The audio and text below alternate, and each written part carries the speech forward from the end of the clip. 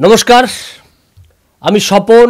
EVM নিউজের over বাউন্ডারির প্রোগ্রামে আপনাদের সকলকে স্বাগত।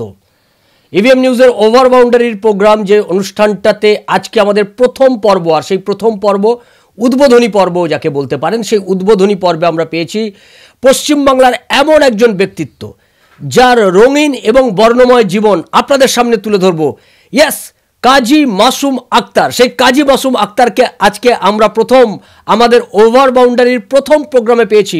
তার শৈশব থেকে বেড়ে ওঠা আজকের কাজী মাসুম আক্তার, এই পুরো জার্নিটা আমরা আলোচনা করব। আমাদের আলোচনার মধ্যে থাকবো, আমরা আমাদের দর্শকের কাছে তুলে ধরবো তার সেই বর্ণময় জীবনের বিভিন্ন মুহূর্তগুলো আপনাদের সামনে উপস্থিত করব। কাজীদা, আপনাকে আমাদের ইভিএম নিউজের ওভার বাউন্ডারির এই প্রোগ্রামে আপনাকে স্বাগত। ধন্যবাদ। আর দর্শক বন্ধুদের কে বলি, কাজী দা হচ্ছেন, আপনারা সকলেই জানেন, কাজী মাসুম আক্তার পশ্চিমবাংলার খুব পরিচিত একজন ব্যক্তিত্ব। শিক্ষা সাহিত্যে যিনি পদ্মশ্রী প্রাপক, ভারতের অন্যতম সর্বোচ্চ নাগরিক সম্মান, সম্ভবত সবচেয়ে কম বয়সে পাওয়া ভারতবর্ষের সর্বোচ্চ নাগরিক সম্মান পদ্মশ্রী প্রাপক হিসাবে আমাদের কাজী মাসুম আক্তার আমাদের সকলের কাছে খুব সর্বজন বিদিত একজন ব্যক্তিত্ব। শিক্ষারত্ন পেয়েছেন, সেরা প্রধান শিক্ষকের যে পুরস্কার রাজ্য সরকার সেই শিক্ষারত্ন পুরস্কারে ভূষিত হয়েছিলেন কাজী মাসুম আক্তার। সেরা প্রিন্সিপাল দ্রোণাচার্য সম্মান, সেটাতেও তিনি এই পুরস্কারও তার ঝুলিতে রয়েছে সমাজ সংস্কারক হিসেবে শ্যামাপ্রসাদ সম্মান তিনি পেয়েছেন। এবং বর্তমানে তিনি যাদবপুর বিশ্ববিদ্যালয়ের চ্যান্সেলর নমিনি, অর্থাৎ রাজ্যপালের প্রতিনিধি হিসেবে তিনি এই যাদবপুর বিশ্ববিদ্যালয়কে পরিচালনা করছেন এবং বিশ্ববিদ্যালয়ের মনিটরিং কমিটির তিনি চেয়ারম্যান হিসেবে কাজ করছেন। আর ভারতীয় সেন্সর বোর্ড, সেই সেন্সর বোর্ডের প্যানেল মেম্বার হচ্ছেন আমাদের সামনে বসে রয়েছেন কাজীদা। কাজীদা এখন ভারতীয় সেন্সর বোর্ডের প্যানেল মেম্বার। এছাড়াও তিনি তিনি প্রাবন্ধিক লেখক হিসেবে তার পরিচিতি রয়েছে। বর্তমানে তিনি হরনাথ স্কুল উচ্চ বিদ্যালয়ের প্রধান শিক্ষক হিসেবেও তিনি কর্মরত। আমরা কাজীদার কাছে আমরা প্রথমে শুরুতে যে বিষয়টা আমরা একটু জেনে নেব, কাজীদা আপনার শৈশবটা কোথায় কেটেছে? দেখুন, আমি হাওড়ার আমতা থানার, এখন হচ্ছে পেড়ো, আমতা থানার বসন্তপুর গ্রামে আমার জন্ম। আমি গ্রামের ছেলে। আমার মাতৃকুল এবং প্রীতিকুলে, বিশেষ করে মাতৃকুলে একটা সাংস্কৃতিক আবহাওয়া ছিল। আমি মায়ের কাছে শুনেছি কাজী নজরুল ইসলাম কবি, তিনি আমার যে ঠাকুর আর কি, মায়ের বাবা, তার কাছে আসতেন, কথা বলতেন, গান গাইতেন, সবগুলো শুনেছি আমি আর কি। তো আমি ছোটোবেলাতে যেখানে মানে বড় হলাম আর কি, আমার যে পাড়া কাজীপাড়া, অত্যন্ত বনেদি পাড়া, এককালে আমরা জমিদারও নাকি ছিলাম, সে তো কবেকার কথা জানি না সব, কিন্তু পড়াশোনার চল তেমন আমি দেখতে পাইনি। এটা দুর্ভাগ্য বলতে পারেন। আচ্ছা, আমরা তা থেকেও উত্তীর্ণ হয়েছি, কিন্তু যদি প্রতিযোগী হিসাবে দেখা হয় পাশে যে সম্প্রদায়গুলোকে, আমরা কিন্তু পিছিয়ে আছি। যেমন ভারতবর্ষে আমরা সংখ্যালঘু, এই সংখ্যালঘুদের মধ্যে সবচেয়ে পিছিয়ে কিন্তু আমরা সামগ্রিকভাবে মুসলমানরা আর কি। তো আমি আমাদের পাড়ায় যতটুকু শুনেছি, যেখানে আমি পড়াশোনা করেছি, ছোটোবেলা কেটেছে, যেখানে প্রায় 100 বছরে বিশ্ববিদ্যালয় গণ্ডিতে পা দিয়েছে আমার জানা ছিল না। মানে এরকম একটা পরিস্থিতি আর কি। আর্থিক সচ্ছলতা অনেকের ছিল, আমাদের অত ছিল না, অনেকেরই ছিল। বনেদিয়ান আছে, শিক্ষার যে মাধুর্য, ওটা কোথাও একটা শূন্যতা ছিল। আমার অনেক কিছুই মনে পড়ে। আমার মা কি বলবো আর কি, যখন ছোট ছিলাম ওই রান্নাঘরে খুচরো পয়সা রাখতো আর কি আমাকে। আমার শিক্ষক, আমার টিউটর, আমার সব মা ওই লজেস কেনার জন্য সব দিত কিছু করে, ওখানে বসেই পড়াতো আর কি, এই পড়ো। আমার এটাও মনে আছে, আমি 99 পেয়েছি 100-তে, এই প্রাইমারি বিদ্যালয়, অত ভালো ছাত্র আমি নেই, প্রাইমারি বিদ্যালয়ে 99 পেয়েছি, 1 পাইনি। তো তাতে মা বললো কী হলো, তখন তো সে কোশ্চেনের উত্তরগুলো দিয়ে দিত না, উত্তরপত্রগুলো দেখতে পেতাম। তো দেখলাম যে 1 নম্বরে একটা কোশ্চেন আমি খেয়াল করিনি, তা তো মায়ের বকা ধমক খেতে হয়েছে। 1 কাটা গেল, 1, মানে আমার ছোটোবেলার ধারণা হয়েছিল 1 কাটা যাওয়াটা অপরাধ, 1 কেন কাটা যাবে, এটা ধারণা হয়েছিল।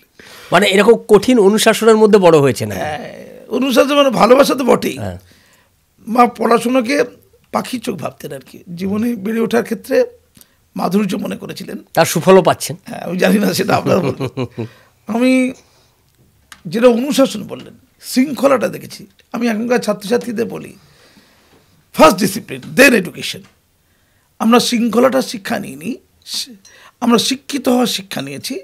যে শিক্ষাটা চাকরিমুখী শিক্ষা, আয়মুখী শিক্ষা, পেশামুখী শিক্ষা, প্রয়োজনমুখী শিক্ষা, যে শিক্ষার মধ্যে মনুষ্যত্ব মূল্যবোধের ছিটে ফোটা নেই বর্তমানে, এই শিক্ষা।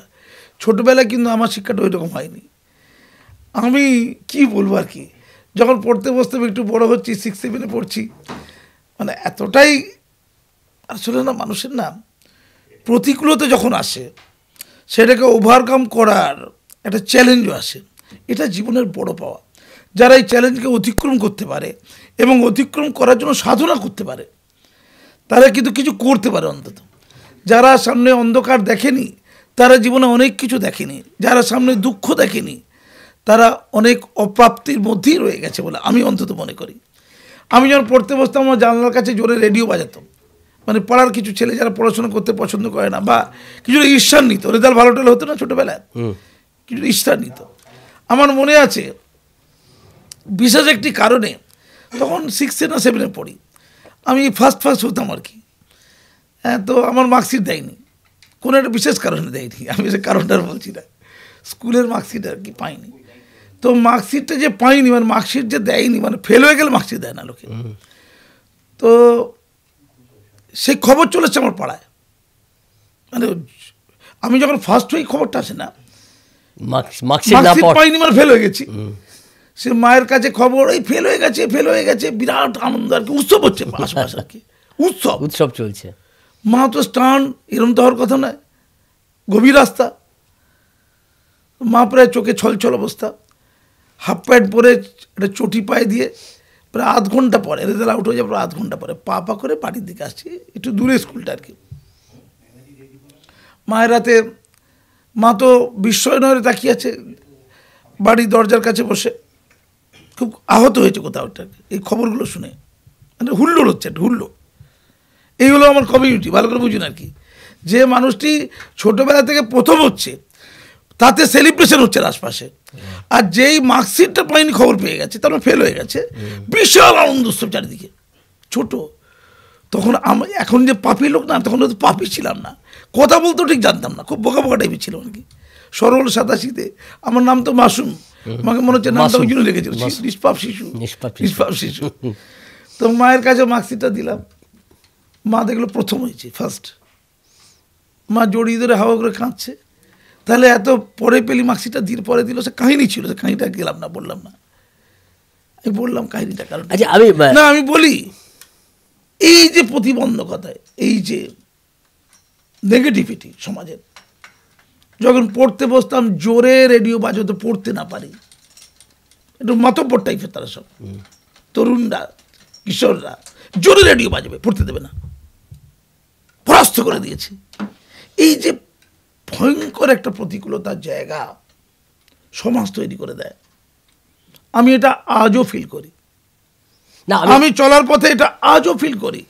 চারিদিকে সমাজের রন্ধে রন্ধে গুণী মানি যোগ্য মানুষদের অসম্মান করা হয়, এবং অযোগ্য অপদার্থ ওই গিমিকে চলে, তারা ওই মিডিয়ার ঝলকানিতে চলে, বা কোনোভাবে কাউকে তুলে ধরা, কাউকে ফেলে দেওয়া, সেই ফেলে দেওয়া মানুষগুলো যাদেরকে গুরুত্ব দিতে চায় না সমাজ, সেটা আমি চোখে নজরে দেখতে পাই, আজও দেখতে পাই।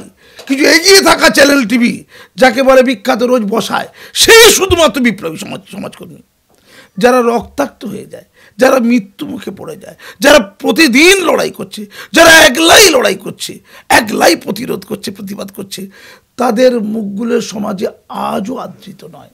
আমি ছোটবেলায় আমার গ্রাম দেখেছি, পাড়া দেখেছি, ওরা অনগ্রসর, ওরা একটা জেলাসিতে ভুগত, ওরা কষ্টে ভুগত, যে ওরা পাচ্ছে না, কেউ পাশের পাচ্ছে কেন।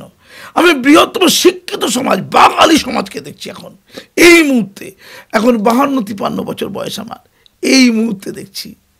আপনার এই লড়াইটাতে আসবো, এই লড়াইয়ের কথাতে আসবো। আমি শুরুর দিকে আর একটা কথা, আমার একটু প্রশ্নটা মনে তৈরি হলো, আমার দর্শকদের মধ্যেও হয়তো সেই প্রশ্ন তৈরি হয়েছে। আপনি একটা এমন সমাজ, এমন একটা পরিবেশ থেকে উঠে এসেছেন, অর্থনৈতিকভাবেও আপনাদের সচ্ছলতা ছিল না, কিন্তু প্রগতিশীল ভাবনা ছিল পরিবারে। আপনার মা লেখাপড়ার কথা বলছে মানে বোঝাই যায় শিক্ষিত মায়ের ছেলে কখনো মূর্খ হয় না, এটা স্বাভাবিক বিষয়। এই কথাটা আমরা খুব শুনেছি। আপনার তো মাদ্রাসাতে পড়ার কথা ছিল। শোনেন, মায়ের কথা বললেন মন্দ শুরু করেন। If you teach a man, then you teach a particular person. If you teach a woman, then you teach the whole family. এটা সব ধর্মই বলে। মাদ্রাসা পড়ার কথা ছিল। আচ্ছা, মুসলমান ইকুয়াল টু মাদ্রাসা কেন? মাদ্রাসা মানে কি? শিক্ষাঙ্গন, স্কুল, প্রতিশব্দ। একটা সময় ছিল ভারতবর্ষে এই যে আলিয়া বিশ্ববিদ্যালয়, আলিয়া মাদ্রাসা আছে না, এটা লর্ড হেস্টিংসের সময় এই এশিয়ান মহাদেশের অন্যতম প্রাচীনতম শিক্ষা প্রতিষ্ঠান। এখান থেকে অনেক অমুসলিম পণ্ডিত লোক তৈরি। বঙ্কিমচন্দ্র তিনি মাদ্রাসাতে রামমোহন রায়ের কথা বলুন, পণ্ডিত লোক ছিলেন। বাংলা ভাষায় প্রথম প্রামাণ্য কোরআনের অনুবাদ যার, তিনি গিরিশচন্দ্র ঘোষ। ঠিক আছে, আমার বক্তব্য হচ্ছে অন্য জায়গায়। মাদ্রাসা ইকুয়াল টু মুসলমান নয়, মাদ্রাসাটা শিক্ষাঙ্গন। সেই মাদ্রাসা সম্পর্কে আমাদের এখানে ধারণা প্রচণ্ড ভুল। আমি একটা প্রথম শ্রেণীর ইয়ে থেকে খবরের কাছে একটা আর্টিকেল লিখেছিলাম। আমাকে হামলা করার পেছনে ওটা একটা কারণ ছিল। আর্টিকেলটাতে বলা হয়েছিল, সেই হামলার কারণটা আমরা শুনবো আমরা। ওখানে কথা বলা হয়েছিল যে তখন খাগড়াগড় বিস্ফোরণ, বর্ধমানের 2014 সাল, বর্ধমান বিস্ফোরণ। বলা হয়েছিল সীমান্তবর্তী মাদ্রাসাগুলো সন্ত্রাসবাদের আখড়া। তখন মাদ্রাসাকে খুব দেখে দেওয়া হচ্ছিল। তখন লিখেছিলাম খবরের কাছে। তো তাতে বলেছিলাম, যদি কোনো মাদ্রাসা সন্ত্রাসবাদে যুক্ত প্রমাণিত হয়, মুসলমানদেরই উচিত ওই মাদ্রাসায় গুড়িয়ে দেওয়া, না হলে ইসলাম দেখে যাবে। ইসলাম এই সন্ত্রাসকে কি প্রশ্রয় দেয়? এই প্রশ্ন তুলেছিলাম। তো ওরা কি করেছে বলুন তো? ওই গোল করেছে, মাদ্রাসাকে গুড়িয়ে দেওয়া উচিত, এইটাই গোল করেছে। আগের পরে কিচ্ছু পড়বে না, জাতি বুঝুন। আগের গুলো বাদ, পরের গুলো বাদ। ওই মাদ্রাসাকে গুড়িয়ে দেওয়াকে আন্ডারলাইন করে ইমাম মৌলানা আমার কাছে চলেছিল। এত বড় কথা, আপনি মাদ্রাসা গুড়িয়ে দেবেন, ওর মাথা গুড়িয়ে দেবো, হলো জাতির অবস্থা জন্য। তো আমার প্রশ্ন হচ্ছে, মাদ্রাসা 3 ধরনের আছে মূলত। হাই মাদ্রাসা, পশ্চিমবঙ্গে বলছি 500 সামথিং টোটাল, সরাসরি মানে হাই মাদ্রাসা এবং সিনিয়র মাদ্রাসা মিলিয়ে 500 সামথিং। এটা সরকারি অনুদান প্রাপ্ত। বিশেষ করে হাই মাদ্রাসা গোটা সিলেবাসটা হচ্ছে আধুনিক, শুধু অ্যারাবিক ল্যাঙ্গুয়েজ একটা আছে এবং ইতিহাসের একটা পাঠে ইসলামিক হিস্ট্রি পড়ানো হয়, এছাড়া বাকিটা সেম। আবার আমরা স্কুলগুলোতে দেখি, যেমন আমি যে স্কুলে পড়েছি বসন্তপুর হাই স্কুল, সেখানে সংস্কৃত ছিল। আমি ছোটোবেলায় সংস্কৃত পড়েছি। ধর্মের কোনো ব্যাপার নেই তো, সংস্কৃত একটা ধ্রুপদী ল্যাঙ্গুয়েজ, আমাদের দেশের ল্যাঙ্গুয়েজ। আমি খুব দুঃখ পাই সংস্কৃত ল্যাঙ্গুয়েজের প্রতি আমাদের উপেক্ষা দেখে খুব দুঃখ পাই। ভারতের যে এতগুলো ভাষার তার যে মা, সেটা সংস্কৃত। সেই সংস্কৃতকে আমরা ধর্মের সাথে কেন যুক্ত করবো ভাষাকে? একটা ওটা আমাদের সনাতনী ভারতবর্ষের অহংকারের একটা ভাষা, কিন্তু ওই যে এখন করে দিয়েছে সংস্কৃত ইকুয়াল টু সনাতনী, equal to Hindu, equal to Ram Mandir, equal to BJP, equal to RSS, equal to সব ইকুয়াল করে দিই সবাই। আর আরবি ইকুয়াল টু মুসলমান, equal to Allah, equal to নবী, ইকুয়াল টু বেহেশতে, ইকুয়াল টু কোরআন। বুঝলেন না সব? আর কি ল্যাঙ্গুয়েজটাকে একটা ধর্মের সঙ্গে, উর্দু কোনো ইসলামের সাথে সম্পর্ক নেই, উর্দুর সাথে ইসলামের কোনো সম্পর্ক নেই। উর্দু পাকিস্তানের লোকেরা মূলত বলে, ওখানকার রাষ্ট্রভাষা। পাকিস্তান কি ইসলাম? যেমন আমরা হিন্দি, পাকিস্তান কি ইসলাম নাকি? ওরা বলে ভারতবর্ষে উত্তরপ্রদেশ বা বিভিন্ন জায়গায় উর্দুতে বলে। তো কি হয়েছে? তা মুসলমান না অধিকাংশ উর্দুতে বলে। তোর যদি ইসলামের ভাষা মুসলমানদের ভাষা হতে পারে, মানে এই যে ভুল। তো সিনিয়র মাদ্রাসা আর তার সাথে হাই মাদ্রাসা বললাম। এবার সিনিয়র মাদ্রাসা আছে যেটাও সরকারি, সরকার পয়সা দেয়, মানে এড আর কি। সেখানে কিছু ইসলামিক শিক্ষা দেওয়া হয়, ফিকহ, কোরআন, হাদিস, এগুলো সব আছে। তার সাথে আধুনিক শিক্ষা আছে। তাহলে এটা সরকারি গেল 500 সামথিং, 514 টাকা 15 টাকা হয়েছে আর কি। বাম আমলেই ছিল। তৃণমূলা বলে আর কোনো মাদ্রাসা নতুন করে হয়নি, মানে ক্রেডিট কিছু কিছু সরকারি মাদ্রাসায় দু একটা হতে পারে, আমাকে দেখতে হবে আর কি। কিন্তু তৃণমূল তো মুসলিমদের সব থেকে ছিল এটা, এত কাছের দল বলেই তারা মনে করছেন, কাছের মুরগি কাছের বোকা মনে করে। যাক, আর হচ্ছে সিনিয়র মাদ্রাসা, এই আর একটা হচ্ছে খারিজি মাদ্রাসা, তাহলে একটা হাই মাদ্রাসা, একটা সিনিয়র মাদ্রাসা, একটা খারিজি মাদ্রাসা, আর একটা মাদ্রাসা শিক্ষা কেন্দ্র। আচ্ছা, প্রাইমারিটাকে কি বলে? বলি প্রাইমারি। আচ্ছা, প্রাইমারি। এবার মাদ্রাসা শিক্ষা কেন্দ্রের মধ্যে একটা হচ্ছে প্রাইমারি, একটা হচ্ছে সেকেন্ডারি। আমি আপনাকে যা বলছি, আর হচ্ছে খারিজি মাদ্রাসা। 10,000 বলেছিলেন মানুয়া, যে 10,000 খারিজি মাদ্রাসাকে আমি অনুমোদন দেব। পশ্চিমবঙ্গে 10,000 খারিজি মাদ্রাসা নেই। এটা যে বাইরে, খারিজি মানে বাইরে, মানে প্রথাগত শিক্ষার বাইরে। আচ্ছা, দুর্ভাগ্য হচ্ছে মুসলমানদের সমস্যা যেটা হচ্ছে, এই মাদ্রাসাগুলো আধুনিক নয়। এখানে আধুনিক শিক্ষা প্রায় দেওয়া হয় না, কোনো কোনো স্কুলে দেওয়া হয়, একবার হয় না তা না। অধিকাংশ স্কুলে ওই দুলে দুলে কোরআন হাদিস পড়বে, তার মানে জানবে না। ধর্মের আঙ্গিকের মধ্যে, যেমন মসজিদের পাশে 2-4টে ঘর নিয়ে একটা মাদ্রাসা হলো, এটা খারিজি মাদ্রাসা। অত্যন্ত হতদরিদ্র গরিব ঘরের বাচ্চারা পড়ে, তাদের অধিকাংশ পিতামাতারা বাচ্চাদের খাওয়াতে পারে না, ওখানে খাওয়ারও বন্দোবস্ত আছে, থাকারও বন্দোবস্ত আছে, অধিকাংশ মাদ্রাসা আছে। তো এই ছেলেরা কিন্তু কি হবে বড় হয়ে? তার তো আধুনিক জ্ঞান বিজ্ঞান শিক্ষা নিল না, ইংরেজি শিক্ষা নিল, বাংলাও ঠিক মতো শিখলো না, শেখে সামান্য, শেখার মতো শেখে না। একে তো সরকারি শিক্ষা প্রতিষ্ঠানে দেখতে পাচ্ছেন কি হাল, তারপরে ওখানে সিলেবাসের মধ্যেই ঠিক মতো করে নেই, তা কী হবে? তো ন্যাচারালি ইমাম হবে বড় হয়ে, কী হবে? ইমাম হবে। তো মসজিদ কত আর ইমাম হতো, আর ইমামদের বেতন নিশ্চয়ই জানেন, 5,000 10,000 টাকা সারা মাস পর পায়। মাননীয় কিছু পয়সা ইমাম ভাতা দিয়ে দিয়েছে, তারা এখন মাননীয় আর ভজনায়ের অর্থ টাকাটা পাচ্ছে, আর বাড়ি বাড়ি খায় লোকের, এই বাড়ি তার বাড়ি তার খায়।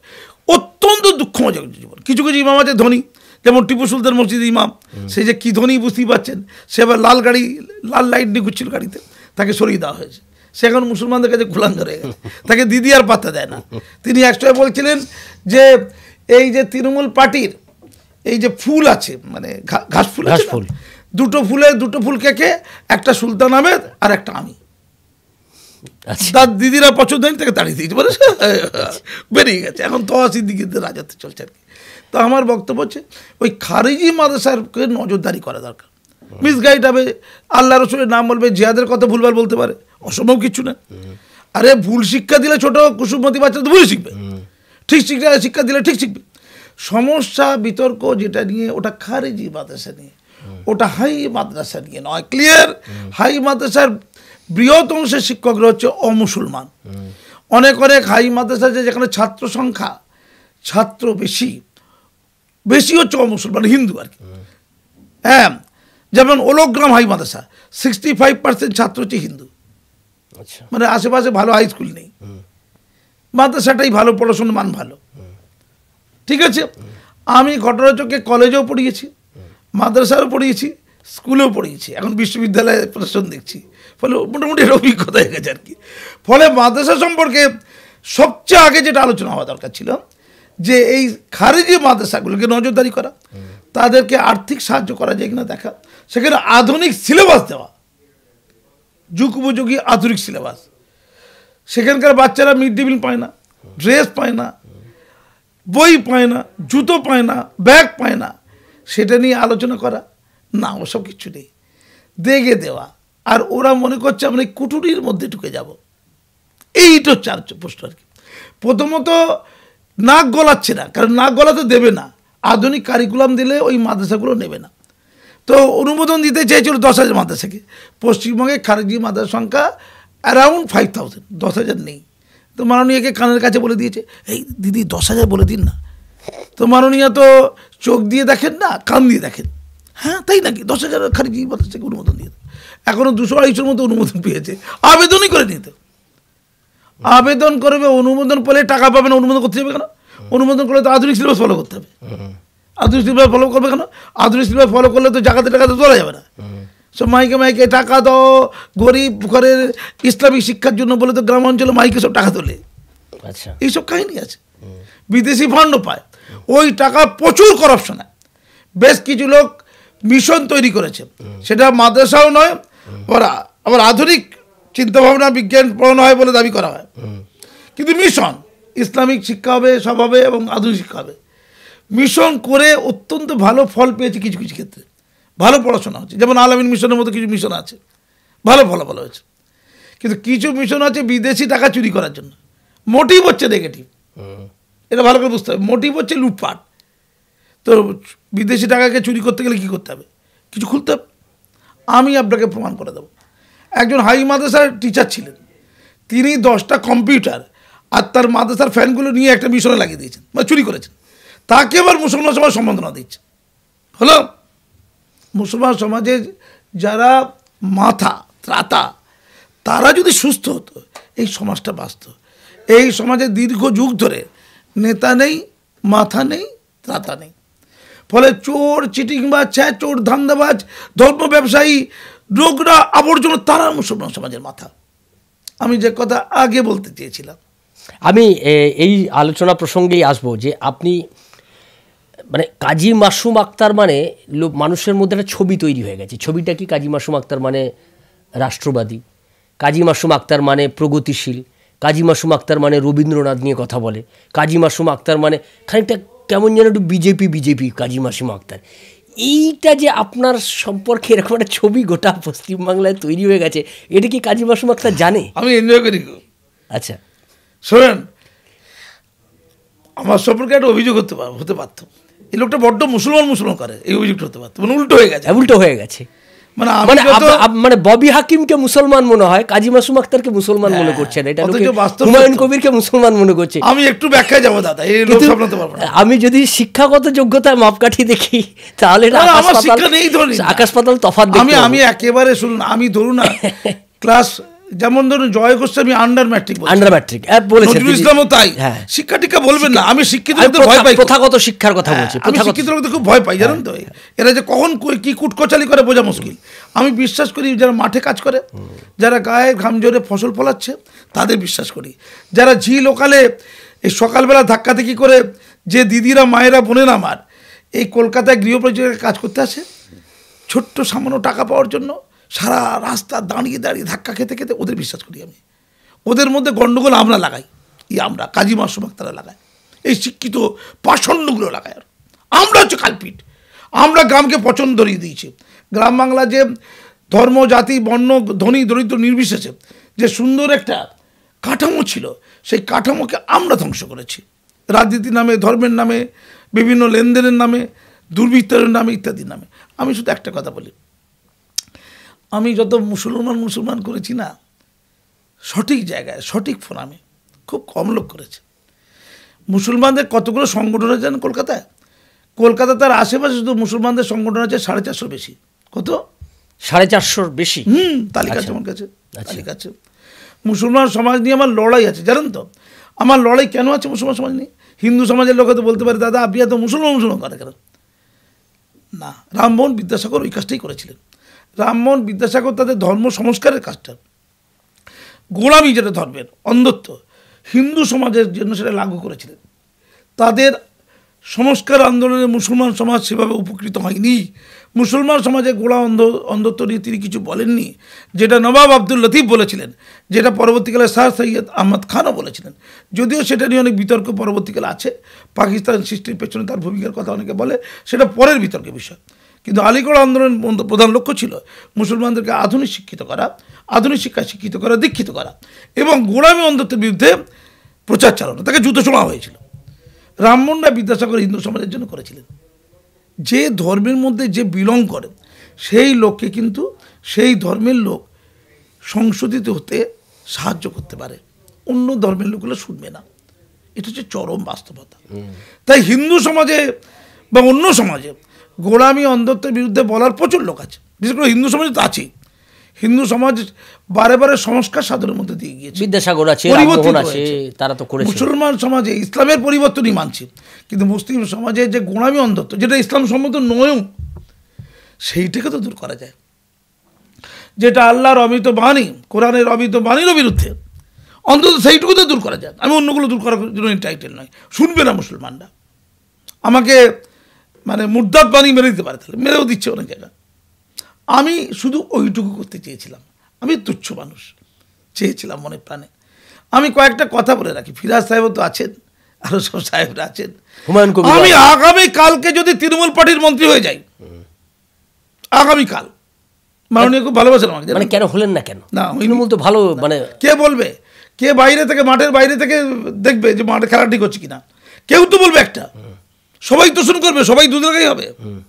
আপনি কি বলতে চাইছেন মুসলমানদের একটু শিক্ষিত যোগ্য লোক হলে তাকে দুধেলগাই হতে হবে? রাজা তুমি উলঙ্গটা বলবে কে? তো বলতে গেলে দূরে থাকতে হবে। আমি কালকে যদি পশ্চিমবঙ্গ সরকারের কেউ কেটা হয়ে যাই, কালকে থেকে সবচেয়ে জনপ্রিয় মুসলমান নেতা আমি একলা হব, আর কেউ না। কেন বলুন তো? আমার কালো ছাপ নেই, বাকিদের চুরি চামারি চিটিংবাজি করে হিরো। আমি বলেনি এটা, খুব ঠান্ডা মাথায় বোঝেন এটা। কারণ মুসলমান সমাজের কল্যাণ কোনটা আর অকল্যাণ কোনটা এটা বুঝতে হবে। আমি তখন হাফ প্যান্ট। ফুরপুরা শরীফ থেকে একজন বিখ্যাত পীরজাদা বক্তব্য রাখতে এসছেন। তিনি বক্তব্য রাখতে গিয়ে বলছেন সাদ্দাম হচ্ছে আল্লাহর ফেরেশতা। সাদ্দাম হোসেন ইরাকের, আমি ছোটবেলার কথা বলছি, ইরাকের রাষ্ট্রপতি, রাইট। আমি উদাহরণ দিতে গিয়ে বলছি সাদ্দাম হোসেন হচ্ছে আল্লাহর ফেরেশতা। এই ধরনের মিলাদুল আমি ঘরে শুয়ে থাকি, শুনি না, ভুল ভালো খেত।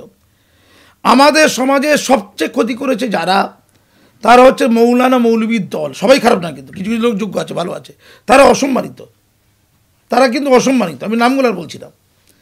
ইসলাম ধর্মে এই যে মিলাদ মাহফিল হয়, এর কোনো স্বীকৃতি নেই। আরব দেশে কোথাও এই মিলাদ মাহফিল বলে সকল যে ব্যবস্থা, তার অস্তিত্ব আমরা খুঁজে পাইনি। এটাই উপমহাদেশে একটা ব্যাধি বলতে পারেন। ভারত, বাংলাদেশ, পাকিস্তান, বিশেষ করে বাংলাদেশে দেখবেন জিকিরের নামে জিকির করছে ইসলামের নামে, ইল্লাল্লাহ ইল্লাল্লাহ ইল্লাল্লাহ ইল্লাল্লাহ, পুরো পাগলামি হয়। মানে ঘাড়ে উঠে পড়ছে, যে বক্তা তার ঘাড়ে নেচে উঠে পড়ছে, লুঙ্গি উল্টে ল্যাংটো হয়ে যাচ্ছে, এমনকি স্টেজের মাথায় উঠে যাচ্ছে। ছবি আপনাকে দেখাতে পারি।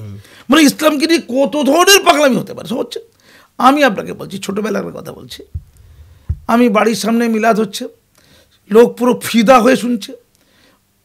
বক্তা বলছেন, মানে শুনুন মুসলমানদের হালটা, বক্তা বলছেন। এই বক্তাদের যারা শ্রোতা, তার মধ্যে অনেক কিন্তু কলেজ বিশ্ববিদ্যালয়ে পড়া লোকও আছে, ডাক্তার ফাক্তার আছে, আচ্ছা আছে, শিক্ষিত মানুষও আছে, শুনছে। বলছে যে আল্লাহর ফেরেশতা হচ্ছে সাদ্দাম হোসেন। আল্লাহর ফেরেশতাকে পাঠিয়ে দিল নাসারা আমেরিকাকে সাহায্য করার জন্য। সাদ্দাম হোসেন আমেরিকাকে ধ্বংস করে দিয়েছে এবং আমেরিকার বন্ধু ইসরায়েলকে ধ্বংস করে দিয়েছে। ইসরায়েল আর পৃথিবীর মানচিত্রে নেই। এই কদিনকার কথা সাদ্দাম হোসেন এইটা মিলাতে বলছে। আমি রেকর্ডিং শোনাতে পারি। আমি পা করে নামলাম, নেবে মৌলানার পাশে গেলাম, ফুরফুরা শরীফ। আমি ওটা অশিক্ষার ডিপো মনে করি আর কি, সব তেল মারে, পলিটিক্যাল লোকেরাও যায়। ওখানে কিছু পীরজাত আছে যারা নিজেকে ধর্ম গরু বলে, গুরু বলতে পারে না, উচ্চারণ করতে পারে না, আমরা বলতে পারে না। মানে এখনো কি ওকে আমরা বলা শেখাতে পারল না। আমর এক আমরা খায়। একটা সমাজে যিনি গুরু হবেন, তার কথাবার্তা, চলন বলন, শিক্ষা দীক্ষা ন্যূনতম থাকবে, ন্যূনতম কিচ্ছুটি নেই সমাজের মাথা তারা। তো আমি যেটা বলছিলাম, তিনি যখন বলছেন, আমি নামলাম, নেমে বললাম, তখন মিলাদ হয়ে গেছে, খুব ঠান্ডা মাথায় বললাম যে আপনার কিছু প্রশ্ন করার আছে, একটু কি বলবো? অত্যন্ত বিনয়ের সাথে। তিনি বিখ্যাত লোক, আমি অখ্যাত চ্যাংড়া, আমি স্কুলের গণ্ডি পড়ছি তখন। বললাম যে সাদ্দাম হোসেন আল্লাহর ফেরেশতা বলছেন তো, ওনার পার্টির বিরুদ্ধে বলেছিল, বাদ পার্টি, প্রচুর মুসলমান আলেম মৌলারকে মেরে দিয়েছিলেন তিনি, এটা একটু জানেন? আর সাদ্দাম হোসেন আমেরিকাকে ধ্বংস করে দেয়নি, আমেরিকা আরও আরবের উপর থেকে তেল নেওয়া শুরু করে দিয়েছে। একটা পা কুয়েতে আছে, একটা পা আছে সৌদি আরবে। তেল নিয়ে পালাচ্ছে আমেরিকা, আরও বেশি করে নিচ্ছে আগের চেয়ে। আর ইসরায়েল মানচিত্রে ভালোভাবে আছে, আরও শক্তিশালী হয়েছে। যদি আমেরিকাকে পরাস্ত করলে কেউ আল্লাহর ফেরেশতা হয়ে যায়, ওই কাজটা হোচিমিন করেছিল, ভিয়েতনামের নেতা। সে কিন্তু আমেরিকাকে দৌড় কাটিয়েছিল। তাহলে হোচিমিনকে ফেরেশতা বলতে হয়, সাদ্দাম হোসেন জয়লাভ করতে পারেনি। দেখছে লজিকে কথা, সঙ্গে সঙ্গে তেড়ে উঠল। এ নিশ্চয়ই আধুনিক শিক্ষা দিয়েছে, মানে নিশ্চয়ই স্কুল কলেজে পড়ে, নিশ্চয়ই মাদ্রাসায় পড়েনি, এ কুলাঙ্গার, এ কাফের, একে ধরে সাহায্য করো। সব তেলে মারতে এলো আমাকে, পাড়ার লোক, আশেপাশের লোক, মুসলমান সমাজ সব মেরে দেবে আমাকে। ছোটোবেলা বাবা বললেন তুমি কলকাতা থেকে আর গ্রামে এসো না, তোমার নিরাপত্তা পাওয়া হয়ে যাবে। এই এখনকার যারা পীরজাদা বলছেন তাদেরই বাচ্চা হলো, সেই বিখ্যাত লোকের বাচ্চা। বলছে না প্রচুর সন্তান পয়দা করতে হবে, সন্তান 4টে। ওটা আল্লাহর রহমত থাকলে প্রচুর নাকি সন্তান পয়দা হয়। আল্লাহর রহমত শুয়োরের উপর আছে, শুয়োরের সন্তান পয়দার পরিমাণটা বেশি, ওটা আল্লাহর রহমত। কুকুরের আছে, প্রচুর সন্তান পয়দা হয়ে যায়। শুয়োর আর কুকুর এই দুটোর প্রতি আল্লাহ রহমত করেছে মনে হচ্ছে। একটা জাতিটা শেষ হয়ে গেল জানেন, এটা ছোটোবেলার কথা বললাম। তারপরে যত বড় হয়েছি আমার 150-এর বেশি খবরের কাছে আর্টিকেল বেরিয়েছে ইসলাম ধর্ম নিয়ে। যারা ভগবান যারা কাউকে ভয় পায় না, পরবর্তীকালে ভয় পেয়েছে, সেই পত্রিকাগুলোতে আমার বিশেষ নিবন্ধ বেরিয়েছে প্রায় 60-70টা। ইসলাম কি, হজরত মুহাম্মদ সাল্লাল্লাহু আলাইহি ওয়াসাল্লাম কি, বিভিন্ন ইসলামিক অনুষ্ঠানগুলো কি হয় অ্যাকচুয়ালি, কোত্থেকে এলো, তার ইতিকথা, সঠিক কথা একেবারে ঘেটে ঘেটে গবেষণা করে করে আমার লেখাই ছাপা হতো, আমিই করেছি। টিভি চ্যানেলে যত বক্তব্য রেখেছি, কত হাজার টক শো হয়েছে শুধু মুসলমানদের রক্ষা করার জন্য, মুসলমানদের অন্ধত্বকে ধরিয়ে দেওয়ার জন্য, গোলামি অন্ধত্বের বিরুদ্ধে বলার জন্য, প্রকৃত ইসলামটা বলার জন্য, true sense of Islam, true wisdom of Islam, এটা জানানোর জন্য। আমার ঘরে কোরআন হাদিস থেকে আরম্ভ করে বেদ বাইবেল সবটাই রাখা আছে। একটু পড়াশোনা করে কথাটা বলি। আমি এটা চেষ্টা করেছি, এটা যে মুসলমানদের বিভিন্ন সংগঠনগুলো আছে, এরা বিচ্ছিন্ন বিক্ষিপ্তভাবে সব জাকাতের টাকা তোলে আর চাঁদা আদায় করে। প্রেসিডেন্ট সেক্রেটারি আর ট্রেজারার, 3টি সংগঠন, শুধু কাজ হচ্ছে লুট করে খাওয়া আর মাথায় টুপি দিতেই হবে। একটা লোক তৃণমূলের নেতা হয়েছে, সে আগে চুরি করতো, সিপিএম পার্টির পৃথিবী ঘুরে বেড়াতো, এক সময় ব্যাগ বইতো আর কি। সিপিএম পার্টি যখন ছিল, সিপিএমের নেতাদের ঘরে ঘুরে বেড়াতো এবং মদতাড়িও খায়। সে হঠাৎ করে দেখি না মাথায় টুপি আর দাড়ি। আমি কী রে, তুই তো মতেই গেছে, বলছে ইসলামের কাছে চলে এসেছি, নেতা হয়ে গেছি, এখন এটা না হলে মুসলমানদের বোকা মারবো কী করে। তবে সেটা একটা প্রমোটার, সে খুনও করে মদও খায়, তাকে চিনি। আমি একসময় পিকনিক গার্ডের দিকে ছিলাম, সে মাতাল, মদ মাতাল। হঠাৎ করে দেখি না তার মাথায় টুপি, সাদা টুপি আর দাড়ি, হজ করে ফেলল। সে নামটা বললাম না, ওই গুলশান কলোনি চুরি চামারি ডাকাতির সাথে তারা যুক্ত আর কি, যেটা হয়ে গেছে। কি ক্যা কর দিয়া দাদা, अरे तो करना ही पड़ेगा ना, अरे हमारा दाढ़ी है टूपी है, पुलिस हमको अरेस्ट करेगा, मुस्लिम लोग छोड़ेगा रे क्या, পুরো ট্যাকটিক চলছে আর কি। আমি চেয়েছিলাম মুসলমান সংগঠনগুলো এক কাজে করতে, তাই তৈরি করা হয়েছিল ফেডারেশন অফ মুসলিম অ্যাসোসিয়েশন। তার জয়েন্ট সেক্রেটারি ছিলাম আমি, ফেডারেশন অফ মুসলিম অ্যাসোসিয়েশন। এটা ভালোর জন্য তো প্রায় 70-80টা মুসলিম সংগঠনগুলো এক কাজে করেছিলাম। এটা অনেক লোক জানে না। পরবর্তীকালে গ্রামে গ্রামে এটা সংগঠনটা বাড়াচ্ছিলাম, যে মুসলমানদের শিক্ষিত করব, আলোকিত করব, মূল সুতে আনবো, লড়াই আনবো। আচ্ছা বলুন তো, গোটা বিশ্বে তো 100 কোটির বেশি মুসলমান। এই মুহূর্তে গোটা বিশ্বের আধুনিক যে উন্নয়ন, জ্ঞান বিজ্ঞানের যে উন্নয়ন, এই যে নিত্য ব্যবহার্য যে দ্রব্য, আমি একটু পরে যাবো, মুসলমান কটা আছে, কেন নেই কেন? ইহুদিরা তো ভর্তি হয়েছে, মুসলমান নেই কেন? মৌলিক গবেষণা কোথায়? ওইটা তো করতে হবে না? ওই দিকে ধাবিত করা, কমিউনিটিকে ভালোবাসা, ওটাই ইবাদত বলে মনে করেছি আমি, এটাই ইবাদত। আসলে তো আপনি এটা চালাকি করে বিজেপির দিকে মুসলমানদের নিয়ে যাওয়ার প্ল্যান করছেন। একটু পরে যাচ্ছি। এই কাজ করেছিলাম, যেই গ্রামের দিকে করলাম তখন উর্দুভাষীরা দেখলো এই মাসুম আক্তার বিখ্যাত হয়ে যাবে, ওটা হাইজ্যাক করে রাখতে চেয়েছিল, সংগঠনটা ভেঙে গেল। আমি বেরিয়ে গেলাম, সংগঠনটা উঠে গেল। খুব দুঃখ লেগেছিল। পরবর্তীকালে ওয়েস্ট বেঙ্গল মুসলিম অ্যাসোসিয়েশন করেছি, তার জেনারেল সেক্রেটারি এখনও আমি। অনেক ডাক্তার, ইঞ্জিনিয়ার, অধ্যাপককে এক কাজে করেছিলাম, যে ওদের দিয়ে সমাজে একলা তো পারা যায় না, টিম তৈরি করতে হয়। চেষ্টার কোনো কসুর করিনি। দেখলাম আমার কত পাওয়ার আছে, দেখছি মানে আমাকে দিয়ে কি কাজগুলো হবে, আর সব কিছু আমাকেই করতে হবে। আমি অনেকটা চুপ আছি, যখন প্রয়োজন পড়ে মিটিং করি, হই করি না। প্রগতিশীল মুসলিম সমাজ, কিছু আগে প্রথমে প্রেসিডেন্ট ছিলাম। আচ্ছা, এই সমাজের আন্ডারে 1 লক্ষ মুসলিম মহিলাদের সিগনেচার সংগ্রহ করেছিলাম 2017 সালে। আমি কয়েকটা উদাহরণ দিচ্ছি আর কি, যারা আমাকে দেখিয়ে দিতে চায় তাদের জন্য এটা কি।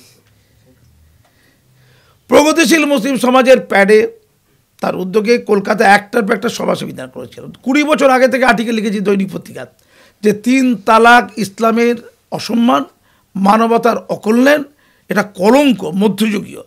তালাক তালাক তালাক বলে তালাক দেওয়া যায় না, দীর্ঘদিনের সম্পর্ককে কেটে দেওয়া যায় না, এটা পাপ, এটা পুরুষতান্ত্রিক সমাজের স্বেচ্ছাচার, অমানবিকতা, অন্যায়, পাপ। এটা 20 বছর আগে থেকে, এই 17 সালের কথা নয়, 2000 সাল থেকে একাধিক আর্টিকেল লিখেছি খবর কাছে, ওটা হৃদয়ে ছিল। পরবর্তীকালে সুপ্রিম কোর্ট বলল যে ভারতবাসীর বক্তব্য শুনতে চাই, বিশেষ করে মুসলমান সমাজের। যখন এটা বিতর্ক উঠল, নরেন্দ্র মোদীর সরকার, বিজেপির সরকার, তারা 3 তালাক বন্ধ করতে চেয়েছিল, ইনস্ট্যান্ট ট্রিপল তালাক। তাদের পলিটিক্যাল এজেন্ডা থাকতে পারে, আমার তো পলিটিক্যাল এজেন্ডা না। আমার মনে হচ্ছে একটা কুসংস্কার বন্ধ হওয়া উচিত। মুসলমান সমাজে একটা অংশ চিৎকার করে উঠল, কটা মুসলমান 3 তালাকে বলি, হিন্দুরা তো জ্বালিয়ে পুড়িয়ে মেয়েদের মেরে দেয়। তাদের আমি তখনও বলেছি, এখনও বলছি বিনয়ের সাথে, আচ্ছা একটা লোক মরে যাবে কেন? তালাক তালাক তালাক বলে আপনার বোনটাকে আপনার স্বামী, তার বোনের স্বামী তালাক দিল, একটা লোক ধর্মের নামে কেন ক্ষতিগ্রস্ত হবে? ওই প্রথাটা বন্ধ করা তো উচিত। ওটা ধর্মের নাম হচ্ছে না। ধর্মের নামে এখন যদি একটা সতীদাহ হয়, ওটাও খারাপ। একটা ওটা অপরাধ। তো অপরাধ সতীদাহ তো হচ্ছিল অনেকদিন ধরে, হাজার হাজার লোকে তো সতীদাহ হয়েছিল। কুলিন প্রথা ছিল, একটা কুলিন 1000 বিয়ে করতো, 1000 বিয়ে করতো, বন্ধ হয়েছে তো। তা একটাও যদি হয়, আমি 1 লক্ষ 1000 10,000 বলছিলাম, আমার কাছে অনেকগুলো উদাহরণ আছে। আমি তালাক প্রাপ্তদের সাথে বসেছি, তাদের পাশে থেকেছি, লড়াই করেছি, থানা পুলিশ করেছি, পাশে গেছি, তাদের দুঃখের কথা টিভিতে নিয়ে এসেছি, খবরের কাগজে নিয়েছি। আই অ্যাম দ্যাট কাজী মাসুম আক্তার। সে সংখ্যা তর্কের খাতিরে বাদ দিলাম, একটা ধরছি। যে বলছে তার বোনটা ধরছি, তার বোনটাকে একটা মুসলিম ছেলে বিয়ে করেছে, করে তালাক দিয়ে দিল, 3-4 বছর পরে ভোগ করে ছেড়ে দিল।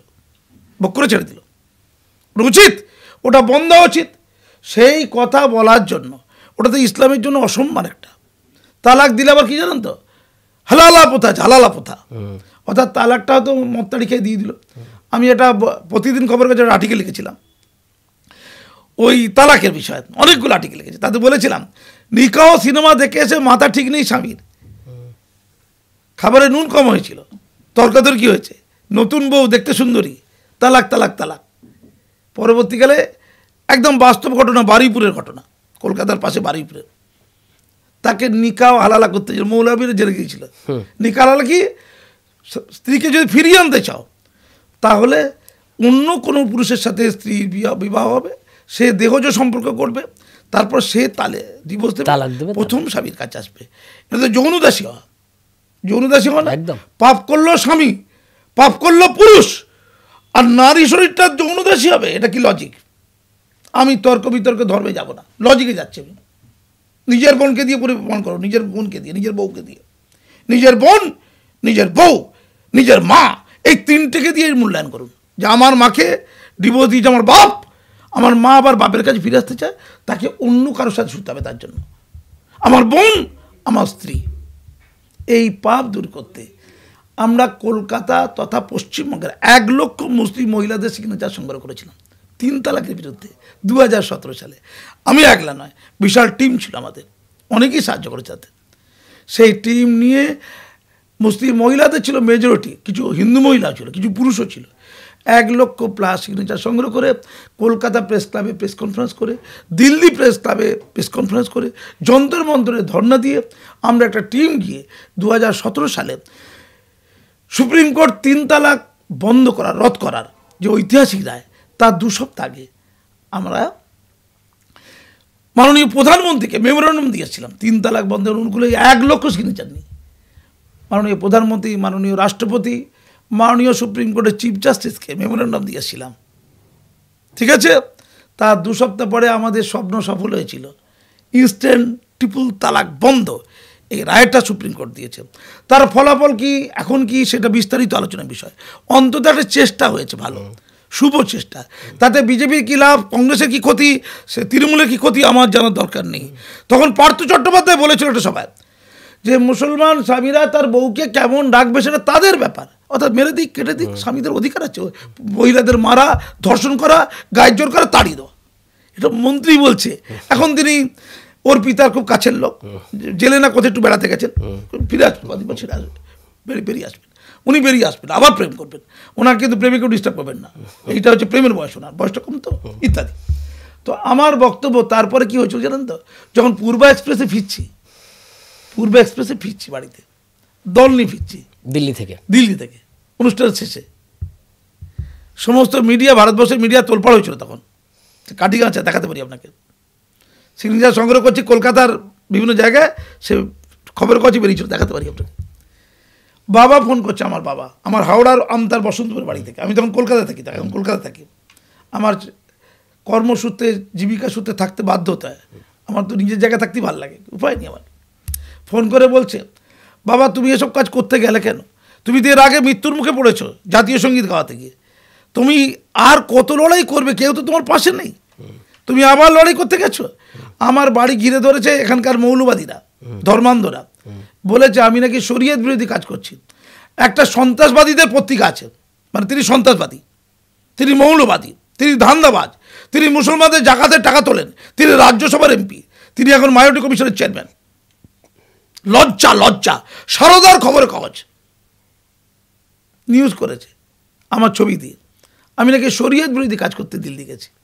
ছবিটা আছে, ওটা এখনকার মুসলমানরা দেখেছে, দেখে বাবাকে ঘিরে ধরেছে, শরীয়ত বিরোধী কাজ করছে তোমার ছেলে, আপনার ছেলে, ঘরে এলেই ঘর জ্বালিয়ে দেবো, মেরে দেবো। তো বাবা তো বয়স হয়েছে, ভয় পাবে তো। সে ফোন করে বলছে, বাবাকে বললাম, সবাই বসে আছে যারা আমাদের সাথে গিয়েছিল সবাই শুনেছে এটা, বললাম খবরের কাগজে কিছু কিছু বেরিয়েছে, বাকিরা বের করেনি, এসব কথা বের করবে না তো, কিছু খবরের কাগজে বেরিয়েছে। বাবা তুমি শান্তিতে থাকো বাবা, ওদের বলো আমি ঘরে ঢুকবো না, ওদের বলো যা মারধর করে আমাকে করুক, তোমাদের কিছু না করে, আমি কি করার করছি। এসেই আমি মুখ্যমন্ত্রীর কাছে গিয়েছিলাম, মাননীয় মুখ্যমন্ত্রী মমতা ব্যানার্জির কাছে গিয়েছিলাম, তার কালীঘাটের বাড়িতে, চিঠি দেখাতে পারি। তিনি শুনলেন, আমি তাকে বললাম যে দিদি ম্যাডাম, এর আগে ভারতের জাতীয় সঙ্গীতকে শিক্ষা প্রতিষ্ঠানে প্রার্থনা সভায় চালু করতে গিয়ে মৃত্যুমুখে পড়েছে, আপনি জানেন। আপনার কমিশনার পুলিশ আপনাকে চিঠি করেছে, আমাকেও করেছে, কপি আছে, যে পুলিশ এসকর্ট করে নিয়ে গেলো, আমি মেটিয়ে ঢুকতে পারবো না, কারণ আমি ইসলাম বিরোধী কাজ করেছি।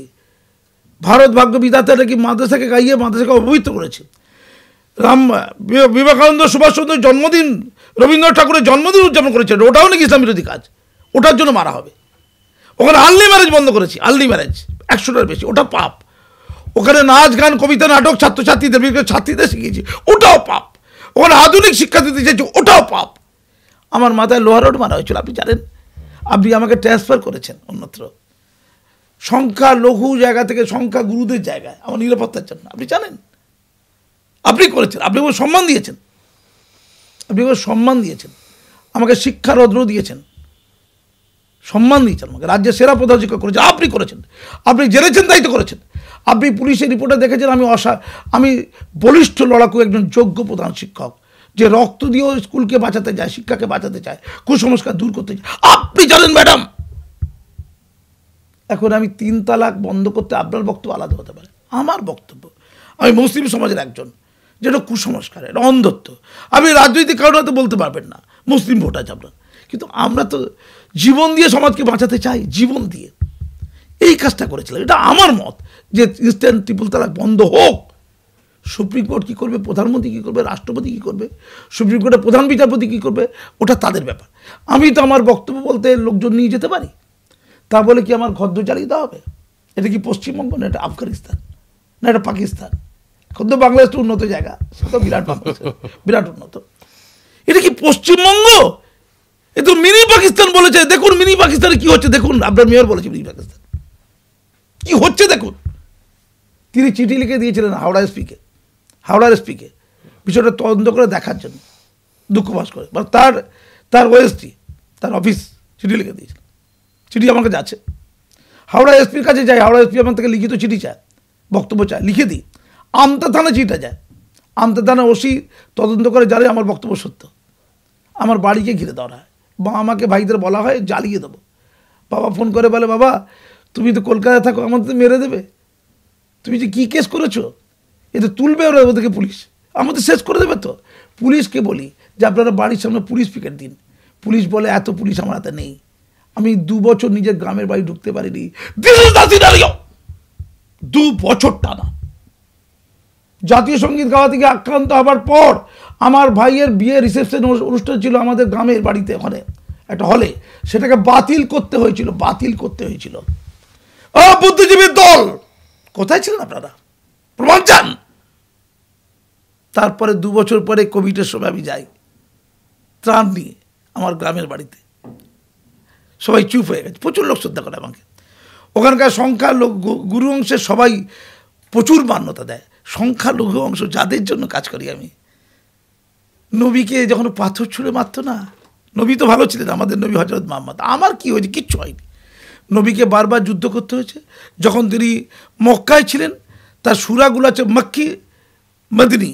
মক্কার যে সূরাগুলো ত্যাগের সূরা দেখবেন, ত্যাগ স্যাক্রিফাইসের কথা আছে, কতবার রক্তাক্ত হতে হয়েছে, পাথর ছুঁড়ে মারা হয়েছে। যখন তার সঙ্গী সাথীরা তেড়ে যেত মারার জন্য, সঙ্গী সাথীরা সাহাবীরা, নবী বলতেন তোমরা সংযত হও, ওরা চেনে না আমাকে। আল্লাহর কাছে হাত তুলে বলতেন যে ওরা চেনে না আমাকে, হে আল্লাহ ওরা চেনে না তোমাকেও, ওদের চেনার ও বোঝার ক্ষমতা দিও, ওদের ক্ষমা করো, ক্ষমা করো। নবী বলেছিলেন শান্তির কথা। আমরা বাংলাদেশ দেখতে পাচ্ছি না, কি শান্তি, কি শান্তি। পাকিস্তান কি শান্তি, গাজা কি শান্তি, সিরিয়া কি শান্তি, লিবিয়া কি শান্তি, চারিদিকে শান্তি শান্তি শান্তি, ওম শান্তি। 56টা ইসলামিক রাষ্ট্র কোরআন অনুযায়ী চলে, একটা আন্তর্জাতিক মানে বিশ্ববিদ্যালয় নেই। ভাবা যায়? কিছু করিনি। সাহেব সিদ্দিকী সাহেব তো কি করে যাবে না বলুন, ওয়াজ করে মিলাদ করে পয়সা ইনকাম করেছেন, পয়সা পয়সা দুলে দুলে দুলে দুলে অশিক্ষিত করেছেন, অশিক্ষিত সমাজকে করেছেন। আপনার মন্ত্রী হয়ে ফুর্তি করছেন, ফুর্তি হচ্ছে, ফুর্তি ফুর্তি করছেন আর কি। বলুন উত্তর দিন। আপনি বলছেন দাওয়াতে ইসলাম দিয়ে নাকি মুসলমান করবেন, তাহলে মুসলিম বেড়ে গেল, পৃথিবীতে 100 সামথিং আছে, আরও বেড়ে গেল মুসলিম। তাহলে আপনি অন্যদের নেবেন কেন? আপনি অন্যদের উন্নত বিজ্ঞান নেবেন না, সাহিত্য নেবেন না, শিক্ষা নেবেন না, সংস্কৃতি নেবেন না, তাদের উন্নত মনস্তত্ত্ব নেবেন না, উন্নত দর্শন নেবেন না, নেবেন না তো। ইসলাম আপনার কোরআনে তো সব আছে, নেবেন না, সব ত্যাগ করে দিন, নেবেন না, ঠিক করেছে, নেবেন না, ঠাক। তাহলে ওদের তৈরি করা যে প্রোডাক্ট ওরা তৈরি করেছে ওগুলো বর্জন করুন, সবই নেবেন না তো, ওটা বর্জন করুন। এটা কাজী মাসুম আক্তার চ্যালেঞ্জের সাথে বলছে, এটা বারবার বলবো, রোজ বলবো, এটা সব ত্যাগ করুন। তো সিদ্দিকীকে বলছি আপনার মোবাইলটা ত্যাগ করুন, ওটা ইহুদিদের তৈরি মোবাইল টিপছেন না, ওটা কোনো মুসলমান আলহাজ মৌলানা করে দেয়নি, ইহুদিদের তৈরি। আপনার ল্যাপটপটা বন্ধ করুন, ফিরাজ হাকিম সাহেব মমতা দিলেও ইউজ করবেন না, ওটা ইসলাম করেনি। ওটা ল্যাপটপ ছেড়ে দিন, ছেড়ে দিন, ল্যাপটপ ফ্যান অফ করে দিন, এসি অফ করে দিন। খ্রিস্টানদের, বৌদ্ধদের, ইহুদিদের তৈরি, হ্যাঁ ইহুদিদের বেশি। পৃথিবীতে সবচেয়ে যোগ্যতা প্রমাণ দিতে পেরেছে ইহুদিরা। 1/3 মেরে দিয়েছিল কে? হিটলার দ্বিতীয় বিশ্বযুদ্ধে 1/3 ইহুদিকে মেরে দিয়েছিল। ওরা জানে ভাগ্যত জাতি লড়তে কাকে বলে, ইহুদি থেকে শিখুন না, শিখুন না। ওরা গোটা বিজ্ঞানের রাজ করছে গোটা ওয়ার্ল্ডে। এমনিতে আমেরিকা ইসরায়েলকে পাত্তা দিচ্ছে তা নয়, ইসরায়েলকে অনেক কারণে পাত্তা দিচ্ছে। আমেরিকার ইসরায়েলকে লাগবে তাই পাত্তা দিচ্ছে, শুধু ইসরায়েল আমেরিকা লাগবে তা নয়, আমেরিকার ইসরায়েলকে লাগবে। ইসরায়েলের যদি বিজ্ঞানীরা আমেরিকাতে চলে যায় আমেরিকা অন্ধকার হয়ে যাবে, কিন্তু মুসলমানগুলো চললে কিছু হচ্ছে না, ওগুলো আবর্জনা, ময়লা ফেলার জায়গা। এটা হলো কেন? আপনি ইলেকট্রিসিটি বাদ দিন, আপনি যা কিছু দৈনন্দিন ব্যবহার্য টিভি ফ্রিজ সব বাদ, সব তো ওদের তৈরি, একটা তো আপনারা করেন, একটাও করতে পারেনি কেন? আপনার উত্তর দিন। মধ্যযুগে উষা লগ্নে বিজ্ঞানে মুসলমানদের বিপুল অবদান ছিল। আলজেব্রা তৈরি হয়েছে, অনেক বিজ্ঞানের অসাধারণ ইতিহাস এই মধ্যপ্রাচ্য থেকে ইতিহাস এসছে, ইতিহাসের বোধটা চেতনাটা। আমরা আল বিরুনিকে চিনি, তখন কিন্তু গবেষণা হয়েছে সেই আব্বাসীয় খলিফাদের আমলে। কোথায় গেল আপনাদের? আপনাদের প্রভাবে ইউরোপে নবজাগরণ হয়েছে। কর্ডোবা বিশ্ববিদ্যালয়, কনস্টান্টিনোপল বিশ্ববিদ্যালয় সব ছিল, আরবি পণ্ডিতরা শিক্ষাদান করতো। আপনারা এগিয়েছিলেন মধ্যযুগের উষা লগ্নে, এগিয়েছিলেন, পিছিয়ে গেলেন কেন? পিছিয়ে গেলেন কেন? এখন তো আপনাদের কিচ্ছুটি নেই। আপনি যে কাপড়টা পরে আছেন ওটাও খ্রিস্টানদের তৈরি কাপড়ের যে যন্ত্র তাতে তৈরি হয়েছে। যে কাপড় তৈরি করার যে যন্ত্র সেটা খ্রিস্টানদের তৈরি করা, ওটাও ছেড়ে দিন, ল্যাংটোয় থাকুন, ল্যাংটোয় রাতে ঘুরে বেড়ান। নির্লজ্জ কোথাকার, অসভ্য বর্বর কোথাকার। আপনারা বলছেন, তোহা সিদ্দিকী বলছে, নাম ধরে বলছে এমনকি, উনি বলছেন দেশপ্রেম দেখাতে গিয়ে কেউ বলে দিচ্ছে একটু দেশপ্রেম দেখাও, না একটু অসুবিধা হয়ে যাবে, দেশপ্রেম দেখাতে হবে না। তফাতটা বলছি, তফাত অনন্তকাল ধরেই থাকে। রামমোহন বিদ্যাসাগর সুখী হয়নি, রামমোহনকে তার বাড়ি থেকে বের করে দিয়েছে শুনেছি। আর বিদ্যাসাগর জীবনের শেষ পর্যায়ে ওই আদিবাসী পাড়ায় গিয়েছিল, ভদ্রলোক দেশে থাকিনি। আর জানেন তো ওই বিধবা বিবাহ চালু করতে গিয়ে সাক্ষ্য সংগ্রহ জানেন তো 20 গুণ বেশি বিপক্ষে ছিল। ঠিক আছে, ওটা দিয়ে কিছু হয় না, ওই ভোট দিয়েও কিছু হয় না। মুসলমান সমাজে 1 লক্ষের মধ্যে 3 জন সঠিক, 4 জন 5 জন সঠিক, মানে 5 জন সব মেজরিটি সব সময় মেজরিটি কিচ্ছু নেই, কিন্তু মেজরিটি ভোট হয়, 80 দিকে দিয়ে ভোট হয় মেজরিটি। সুর অনেক, তার বাচ্চা অনেক, মেজরিটি। ক্লিয়ার? কি বললাম? সুর অনেক, তার বাচ্চা অনেক। আবার কিছু কিছু প্রাণী আছে বাচ্চা কম, সেগুলো আবার হারিয়ে যাচ্ছে পৃথিবীতে, তার মূল্য কিন্তু অনেক। সেই সব প্রাণীগুলো কিনতে যান, আপনার ঘর বেঁচে দিতে হবে, এত দাম তার। উনি বলছেন ভারতবর্ষের 1 মুঠো মাটি যদি কেউ নিতে আসে উড়িয়ে দেবো, মেরে দেবো, কেটে দেবো। ভারতবর্ষে 1 মুঠো মাটি নেই, কেউ নিতে পারবে না। চীন তো নিয়ে নিয়েছে, কী হবে? উনি জানেন চীন ভারতবর্ষে কিছু জায়গা দখল করে আছে? আপনারা তো পিজ্জা দ্বারা সব দল বেঁধে যেতে পারতেন পূর্বাসী থেকে, চীনের থেকে উদ্ধার করতে। বাংলাদেশের কিছু লোক বলছে পারমাণবিক বোমা দিয়ে ভারতকে উড়িয়ে দেবো। ওদের পারমাণবিক বোমাটা এর কাছে আছে, জানেন তো, তহসিদি কাছে আছে। কি জানেন? বরদুয়া, ওই তসবি তাবিজ যেগুলো দিয়ে মুসলমানদের বোকা বানায়, তসবি তাবিজ, এই তাবিজ এগুলো ইসলাম বিরোধী কুসংস্কার। জল পড়া, পানি পড়া, তেল পড়া, এগুলো ইসলাম বিরোধী, মানবতা বিরোধী, যুক্তি বিরোধী, বিজ্ঞান বিরোধী কুসংস্কার।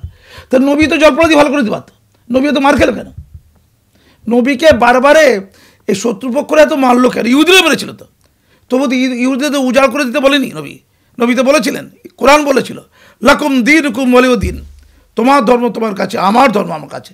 এই কথাটা দেখছি অনেকে টুকলি মারছে আর কি মুসলমানদের, যে কোনো ধর্ম নিয়ে বাড়াবাড়ি করো না, যে যার ধর্ম যে যার সংস্কৃতিকে পালন করতে দাও পূর্ণাঙ্গভাবে, পূর্ণ অধিকার আছে, তুমি তোমারটা পালন করো, ওরা ওদেরটা পালন করবে, কোনো ডিস্টার্ব করা যাবে না। যদি ধর্ম নিয়ে তোমরা বাড়াবাড়ি করো, তোমরা সর্বশান্ত ধ্বংস হয়ে যাবে। যে জাতি তার ধর্ম নিয়ে বাড়াবাড়ি করে, সেই জাতি ধ্বংসপ্রাপ্ত হবেই হবে। এটা কোরআনের বাণী। দেখতে পাচ্ছেন গোটা ওয়ার্ল্ডে কী হচ্ছে। আমি তহা সিদ্দিকী সাহেবকে বলি, চলুন না, আমিও থাকবো। ফুরপুরা যত পীর আছে আর যত শিষ্য আছে সবাইকে নিয়ে চীনের বর্ডারে যাই, ওই অরুণাচল প্রদেশ দিয়ে যেতে হবে, জানেন তো। গাড়ি ভাড়া আমি দিয়ে দেবো, গাড়ি ভাড়া আপনি দেবেন একটু। চলুন, অনেক মাটি দখল করে নিয়েছে। আপনি বলেছেন না ভারতের 1 মুঠো মাটি দিলে উড়িয়ে দেবো, চলুন চীনকে উড়িয়ে দিন। চলুন, চীনে উইগুর মুসলমানদের কুকুরের চেয়ে খারাপ অবস্থা, একটু সাহায্য করবেন। নরেন্দ্র মোদীকে সাহায্য করতে লাভ নেই আপনার। আর নরেন্দ্র মোদী উড়িয়ে দাও পুড়িয়ে দাও, এরা তো ধৈর্য ধরছে এখন আর কি। এই উড়িয়ে দাও পুড়িয়ে দাও বোঝেন তো। চীনে যান না একটু ভাই, ওখানে মুসলমানদের রেনেসাস হয়েছিল একসময়। মানে নবী বলেছিলেন শিক্ষা গ্রহণ করা অবশ্য পালনীয় কর্তব্য। কোরআনের প্রথম শব্দ হচ্ছে ইকরা, শেখো। আর শিক্ষা গ্রহণের জন্য যদি শুধু চীন দেশে যেতে হয়, তাহলে মুসলমান নর নারীকে চীন দেশে যেতে হবে। তখন চীন ছিল বৌদ্ধদের দেশ, খুব ঠান্ডা মতো বুঝতে হবে, ইসলামের প্রচার হয়েছিল। তারপরে আরব থেকে চীনে গিয়ে মুসলিম নারীদেরকে শিক্ষা গ্রহণ করতে বলছে, আর উনি পোলট্রির মুরগির মতো বোরখার মধ্যে আটকে রাখছেন। বিশ্ব যখন এগিয়ে চলেছে, আমরা তখন পিছিয়ে বিবি তালাকের ফতোয়া খুঁজছি কোরআন হাদিস চষে। এরকম একটা কবিতা নজরুলের লেখা। একটু যাবেন, একটু মাটি উদ্ধার করতে চলুন না। সিদ্দিকী, আপনি একটু আমরা না বলে আমরা বলা শিখুন না। আমর এক আমরা, কোন বিয়ে ভাষা কি? আমি কি ধর্ম গরু, গরু বলতে পারেন, গুরু বলতে পারবেন না। মানে কবে থেকে টিভিতে বলছি যে গরুটা নয় গুরু বলুন, উচ্চারণটা ঠিক করুন, জিভটা ঠিক করুন, পরিষ্কার করুন। নবী, আমাদের নবী যেটা করেন সেটা সুন্নাত, যেটা বলেছেন। নবী যে নির্দেশ আল্লাহর কথা অনুযায়ী পালন করেন সেটা হচ্ছে ফরজ। আল্লাহ যেটা বলে ওটা ফরজ, আর নবী চলাফেরা যেটা সেটা সুন্নত। নবী টুপি পরতেন, দাড়ি রাখতেন, এটা সুন্নত, এটা ফরজ না, এটা বাধ্যতামূলক না। আমি আরবে গেছি, মক্কাতেও দেখেছি যে নামাজ পড়ছে, নামাজিরা মাথায় টুপি নেই, অনেকে হাফ প্যান্ট পরে নামাজ পড়ছে। আমি দুবাই গিয়ে দেখলাম মসজিদে, এরা এর চেয়ে বড় মুসলমান।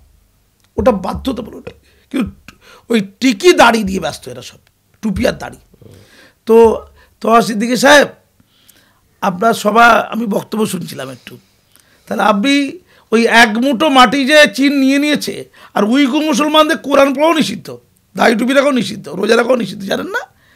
কনসেন্ট্রেশন ক্যাম্পে রেখে তাদেরকে আধুনিক বানানো হচ্ছে চীনে, পিটিয়ে লাল করে দিয়ে।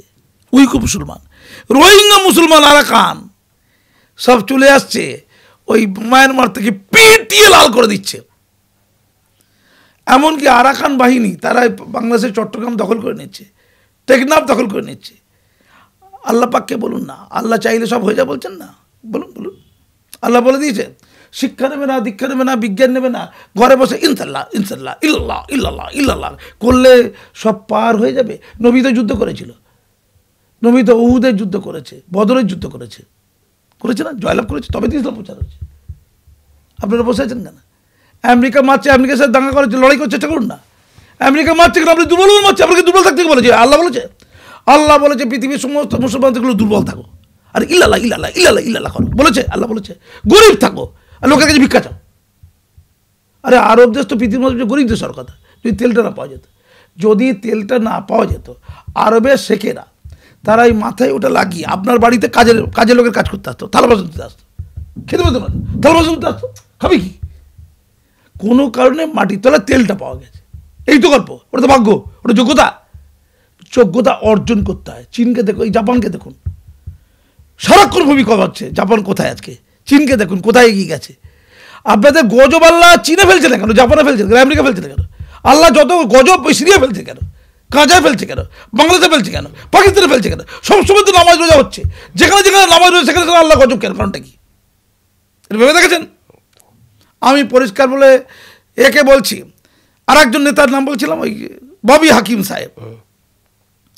ওই আপনি কি এখনো এ দাওয়াত পেয়েছেন? না, এখনো পর্যন্ত পাইনি আপনার। ইস, এই ফটোগ্রাফার ভাই, আপনি কি দাওয়াতটা পেয়েছেন? আপনি এখনো ইসলাম নেননি? কলকাতার মেয়র বলেছে আপনি ইসলামে যেতে পারছেন। ইস, কি ভাগ্য হতো। মেয়র সাহেবের মায়েরও খুব ভাগ্য খারাপ, ব্রাহ্মণী, হিন্দু ব্রাহ্মণ। ইস, মেয়র সাহেবের মা জন্ম দিল, বাবাটা ঠিক আছে, উর্দুভাষী মুসলমান, গয়ায় নাকি বাড়ি, উর্দুকেও পছন্দ। কিন্তু উনি যতগুলো বক্তব্য রেখেছেন দেখবেন উর্দুভাষীতে সবাই রেখেছেন। যখন বলেছিল দাওয়াতি ইসলাম দিচ্ছি, কোথায় দিয়েছিল ওটা? উর্দুভাষীতে, কোরআনের একটা অনুষ্ঠান ছিল আর কি, উর্দুতে বলছিলেন। আবার সেই দিনে তিনি বলেছেন যে সংখ্যাগরিষ্ঠ করে দেবো। কি স্বপ্ন দেখছেন! কি মধুর। 33% আছি আমরা, আল্লাহ রহমত করে দেবে, আমাদের ঘরের বউদেরও 4টে করে বাচ্চা হয়ে যাবে, তাহলে আমরা 51% হয়ে যাবে। তখন বিচারকের ভূমিকা আমরা চলে যাবো। মোল্লারা, হিন্দুরা এখন বিচার করছে, মাননীয় হিন্দু জগন্নাথ মন্দির করছে, হিন্দুদের বিচার নেবো কেন? আমরা বিচারকের আসনে বসবো, আমরা বিচার করব। আবার বলছে তালিম নিতে হবে, তালিম দিলে খুব ভালো কথা। উনি বলছেন এখন কথাটা ঘুরিয়ে দিয়েছেন, চালাকি কেউ লয়ার বলে দিয়েছে, কথাটা ঘুরিয়ে দিতে হবে। বলছে তালিম নিলে, আচ্ছা তালিম নিলে বাচ্চা বেশি পয়দা হবে না? বিজ্ঞানটা বলুন ভাই, আমি ভাই জানিটা ভাই। তারপরে শিক্ষিত লোকেদের বাচ্চা বেশি পয়দা হয়, মানে তালিম যদি মুসলমানরা না নেয় তাহলে বাচ্চা পয়দা কমে যাবে, আর তালিম যদি মুসলমানরা নেয় তাহলে বাচ্চা পয়দা বেড়ে যাবে। তাহলে আমি মুসলমানদের তালিম নিতে বারণ করে দিচ্ছি, দেশের সরকারকে বলে দিচ্ছি, মুসলমানরা তালিম নিলেই ধরো লাঠি বেটা করুন, বাচ্চা বাড়িয়ে দেবে। তো আমি অবাক হয়ে যাচ্ছি, কী যুক্তি রে ভাই? অশিক্ষিত তো হতে হয়, কতটা অশিক্ষিত হবে? ওনাকে দায়িত্ব দিয়েছে মুসলমানদের আবেগ দিয়ে সংযত কর। এখন জগন্নাথ মন্দিরটা হচ্ছে না, ওটা হচ্ছে কালচার হাব। জগন্নাথ বিগ্রহকে বলি, জগন্নাথকে বলি, হায় রে, আপনি কালচারাল হাব হয়ে গেলেন, আপনি ধর্ম নয়। মানে পুরীর জগন্নাথ মন্দিরে কাজী মাসুম আক্তার মোল্লা ঢুকতে পারবে না, তা কালচারাল হাবে পুরীতে ঢোকা যাবে না, আবার এই দীঘাতে ঢোকা যাবে, ব্যাপারটা বুঝতে পারছি না ঠিক। মানে এটা কীরকম কালচার? মানে দেবদেবী কালচার, পুজো নয়, ওটা পুজো হয় না, ওখানে কালচার হয়। মানে ওনারা 250 কোটি টাকা খরচার একটা হিসাব দিতে হবে, যে ধর্মের জন্য খরচা করা যাবে, মন্দির মসজিদ তৈরি করার জন্য খরচা করা যাবে না বলেছে, সংবিধান আছে। তো উনি ওটাকে ডিফেন্ড করছে, ওটাকে ম্যানেজ করছে, বলছে ওটা কালচারাল হাব, সংস্কৃতির একটা কেন্দ্র আর কি। তাহলে আমি ওই কালচারাল হাবে দায়িত্ব নেবো। আমাকে সব হিন্দুরা সনাতনী বলে, ওই বলছে না প্রবীজবিনে কি বললেন না, আমি কালচারাল হাবে দায়িত্ব নেবো। তাহলে আমাকে ওই কালচারাল হাবের চেয়ারম্যান করে দিই। আমি রিকোয়েস্ট করছি মাননীয়, একটা মোল্লাকে করুন। আমাকে তো হিন্দুরা নিয়েই নিয়েছে বলতে, ওই তো হয়ে গেছি, তো বিজেপির হয়ে গেছি, তো সনাতনী হয়ে গেছে। আমি সনাতনীদের সবাই আমাকে চিফ গেস্ট করে বক্তব্য রাখাচ্ছে। সনাতনী ধর্ম নিয়ে বক্তব্য রাখাচ্ছে কারা? সাধু সন্ন্যাসী মহারাজরা। কোথায়? সনাতনীদের সবাই আড্ডা পিঠে, কদিন আগে বলে এলাম। সনাতনীদের এখন মুখ আমি আর কি। তাহলে সনাতনীদের মুখ আবার মোল্লা, তাহলে আপনার তো ভালোই যাবে। আর ফিরাকে করলে হবে না, ফিরাকে আপনি 4 দিনের জন্য গঙ্গাসাগরে পাঠিয়েছেন, ও তো পুরো মুসলমান নয়। আচ্ছা ফিরাকে কয় মুসলমান বলুন আগে, উত্তর দিন আমাকে। ফিরাদা কি কবে মুসলমান না বলুন? জন্মসূত্রে মুসলমান, জন্মসূত্রে হিন্দু, আপনারা তাই। আপনি হুমায়ুন কবিরের কথা বলছেন, এখন ছাড়ুন, আমাকে শুনে কথা করে বলছে। আমি তো বড় চ্যানেলে, টিভি চ্যানেলে বলছি না, তাই শুনতে পাই না। এ তো কবে থেকে ছোটবেলা থেকে বলা আছে। হুমায়ুন কবির যেটা আজকে বলছে, সেরকম হাফ প্যান্ট যখন ছিল তখন বলেছিল, ওটা হাফ প্যান্ট বলার অবস্থা আজ থেকে 30 বছর আগে মাসুম আক্তার 30 বছর আগে এটা বলেছে। পশ্চিমবঙ্গের মুসলমানরা যারা প্রগতিশীল আজকে যে কথাগুলো বলে ওটা 30 বছর 20 বছর 10 বছর আগে মাসুম আক্তারের কথা। এটি হচ্ছে আমার গ্রহণযোগ্যতা। মুসলমান সমাজকে বলি এরা কৃতজ্ঞ না, এরা অকৃতজ্ঞ, এরা স্বীকার করে না, দরকার নেই, লাভ তো হয়েছে। আজকে সিএ নিয়ে যে ভয় ছিল, সিএ হয়ে সব গেল রে, মরে গেল রে, সব বিদেশ চলে গেল রে বলে বোকা বানাচ্ছিল তো। আমরা এমন কথা বলেছি মুসলমানরা সিএতে ভয় পাচ্ছে না। এখন ওয়াকাব ধরেছে, ওয়াকাব নিয়ে কী বলছে? তোহা সিদ্দিকের এই অনুষ্ঠানে 19 ডিসেম্বর যেখানে একজন মৌলানা বলছে আল্লাহর সম্পত্তি ওয়াকাব, মানে গরম খেয়ে যেতে হবে, মানে ঠান্ডা মাথায় বলা যাবে না, মানে আল্লাহ রসুলের কথা ঠান্ডা মাথায় হবে না, উত্তেজিত হয়ে যেতে হবে, উদগ্র হয়ে যেতে হবে, উগ্র হয়ে যেতে হবে। আল্লাহ রসুলের কথা ঠান্ডা মাথা হবে। মাস্টারমশাই ছাত্রদেরকে পড়াচ্ছে, ইসলামটা বোঝাচ্ছে, ওয়াকাবটা বোঝাচ্ছে। হ্যাঁ ওয়াকাব এই এখানে ভুল, এখানে আইনটা সংশোধন করতে হবে। আর জন্য হতে পারে যে আইনের এখানে গণ্ডগোল না, আল্লাহর সম্পত্তি গরম। যা আল্লাহ সম্পত্তিকে রেপ করছিল কেন দিন ধরে? মুসলমান লোকেরা তো আল্লাহ সম্পত্তিকে সারাদিন ধরে রেপ করতো, সকালে একবার, দুপুরে একবার, বিকেলে একবার। আল্লাহ সম্পত্তিকে রেপ করছে কেন? ধর্ষণ বলাৎকার করছিল কেন? গোটা সম্পত্তি লুট হয়ে গেছে। পশ্চিমবঙ্গে 1,48,200 টোটাল নাম্বার অফ ওয়াকাফ প্রপার্টি আজ পাস সাচার কমিটির রিপোর্ট 2006 এবং 2006 সাচার কমিটির রিপোর্ট অনুযায়ী ভারতবর্ষের সবচেয়ে পিছিয়ে পড়া মুসলমানরা বাঙালি মুসলমান পশ্চিমবঙ্গে বাস করে। ওই তোহা সিদ্দিকি, ববি হাকিমদের মতো, ববি বাঙালি না, একটু ভুল হয়ে গেল, উনি বাঙালি না, আমি মানতে পারছি না। হুমায়ুন কবিরদের মতো, হ্যাঁ হুমায়ুন কবির তো আমি তাকে কুর্নিশ জানাচ্ছি, অন্তত বলেছে কুর্নিশ জানাচ্ছি। তো এই তোহা সিদ্দিকিরা কোথায় ছিল যখন সব ওয়াকাফটা সব লুট করছিল? আমি নেতাদের নাম বলে দেবো, কে 500 কোটি টাকা চুরি করেছে, কে 300 কোটি, কে 200 কোটি। আমি ওয়াকাফ নিয়ে লড়াই করেছি। আপনি মুসলমান সমাজের কথা বলছিলেন, ওয়াকাফ নিয়ে পশ্চিমবঙ্গে কোনো লোক যদি রাস্তায় নেবে, কোর্টে গিয়ে নিজের পকেটের পয়সা খরচা করে দিনের পর দিন লড়াই করে থাকে, যদি কয়েকজন করে থাকে, তার মধ্যে কাজী মাসুম আক্তার অন্যতম। একটার পর একটা চিঠি, একটার পর একটা কাগজ, ওয়াকাফ বোর্ডে কোর্টে যাওয়া, মতোয়ালিদের পয়সা দিয়ে লড়াই করার সুযোগ করে দেওয়া, this is Kazi Masum Akhtar. TV চ্যানেলে বারবার বলেছে। আমার কাছে তথ্য প্রমাণ নথি সব ভর্তি হয়ে আছে আমার কাছে, চ্যালেঞ্জ। তো যখন আমি ওয়াকাফ নিয়ে লড়ছিলাম তখন আপনারা কোথায় ছিলেন? বলাৎকারে ব্যস্ত ছিলেন। ওয়াকাফ বলাৎকার মানে মুসলমানরা চুরি করে খাবে, মুসলমানরা সবাই মিলে। আচ্ছা মুসলমান নেতা হয় কেন পশ্চিমবঙ্গে? ওয়াকাফ চুরি করার জন্য নেতা।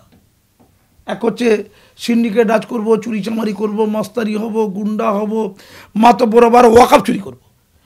মানে নেতা আবার মূল লক্ষ্য ওয়াকাফটা লুটে নেওয়া। এত মানে ওই বাবাহীন ওয়াকাফ পড়ে আছে। 1,48,200 মধ্যে নোটিফিকেশান করে গেছে, আইডেন্টিফিকেশান করা গেছে, আমাদের রেজিস্ট্রেশন করা গেছে মাত্র 25,000 ওয়াকাফ সম্পত্তি, মাত্র 25,000।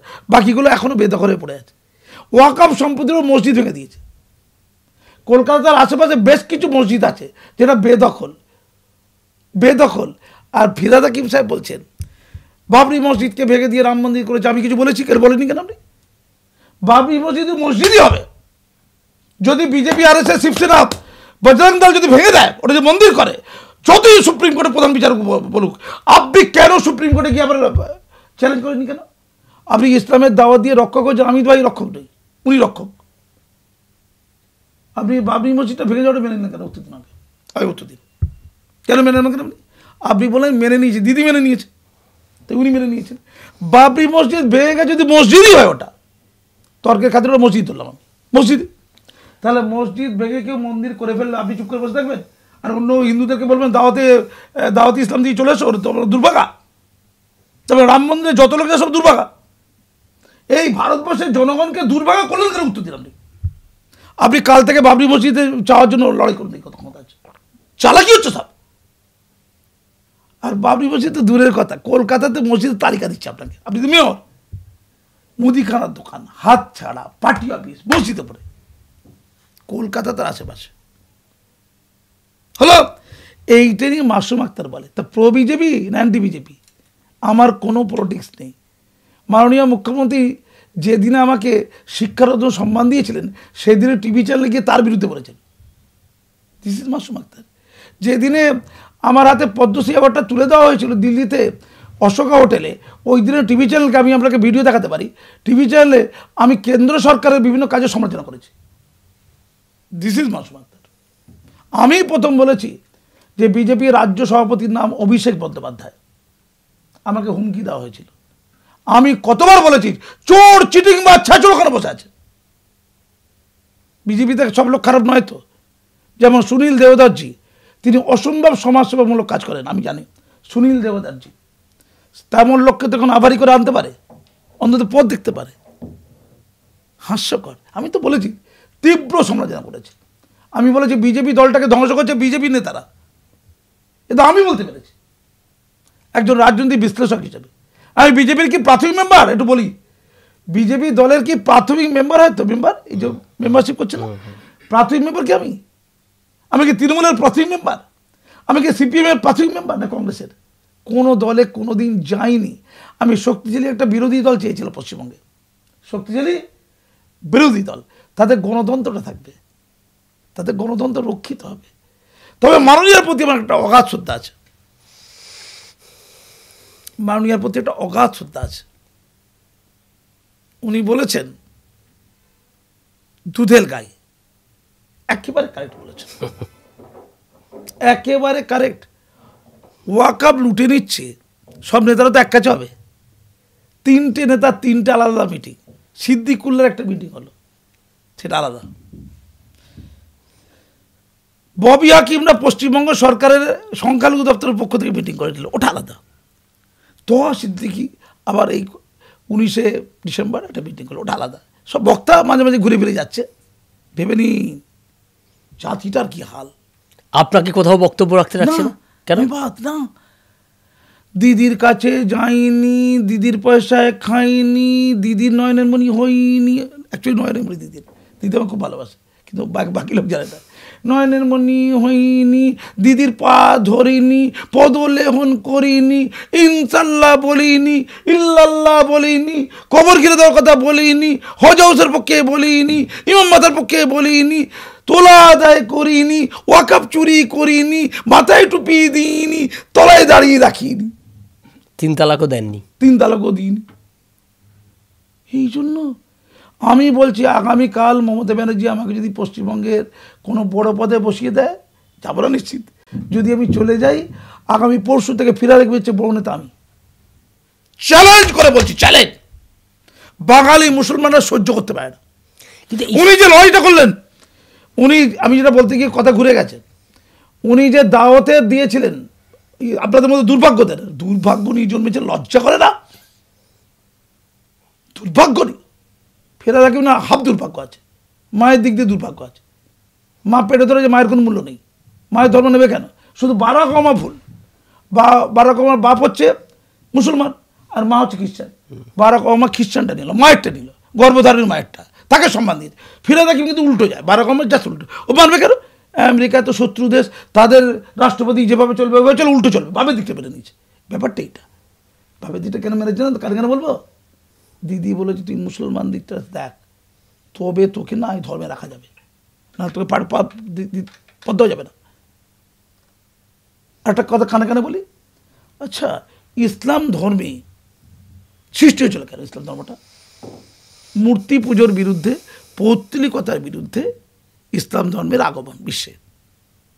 হযরত মুহাম্মদ সাল্লাল্লাহু আলাইহি সাল্লাম তীব্র ভাষায় যে কথা বলেছিলেন যে পৌত্তলিকতার, দেবদেবীর পুজো করা যাবে না, এক আল্লাহ, এক আল্লাহ, অদ্বিতীয় আল্লাহ, এটা বলেছিলেন। কুল আল্লাহু আহাদ আল্লাহু সামাদ, এক আল্লাহ।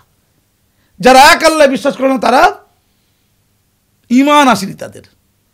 লা ইলাহা ইল্লাল্লাহু মুহাম্মাদ রাসূলুল্লাহ, এই কথার কথা, নবী হচ্ছে আল্লাহর প্রেরিত দূত, আল্লাহ স্বাধীন, সার্বভৌম, অক্ষয়, অব্যয়, অনন্ত, অসীম, তার কোনো কম্পিউটার নেই, কিচ্ছু নেই। তুমি যদি এটা মানতে পারো তবে তুমি মুসলমান। ধরুন আমি মুসলমান, আমি মানি না, আমি তাহলে ইসলাম থেকে বাদ, নাম জাতি কাজী বংশবর্ত হোক, এর নাম ইমান। তো আমি একটা কথা ফিরাজ সাহেবকে বলছি, মক্কার কাবাগরি আগে ছিল পৌত্তলিকতাদের মেন জায়গায়, ঘাঁটি পৌত্তলিকতাদের।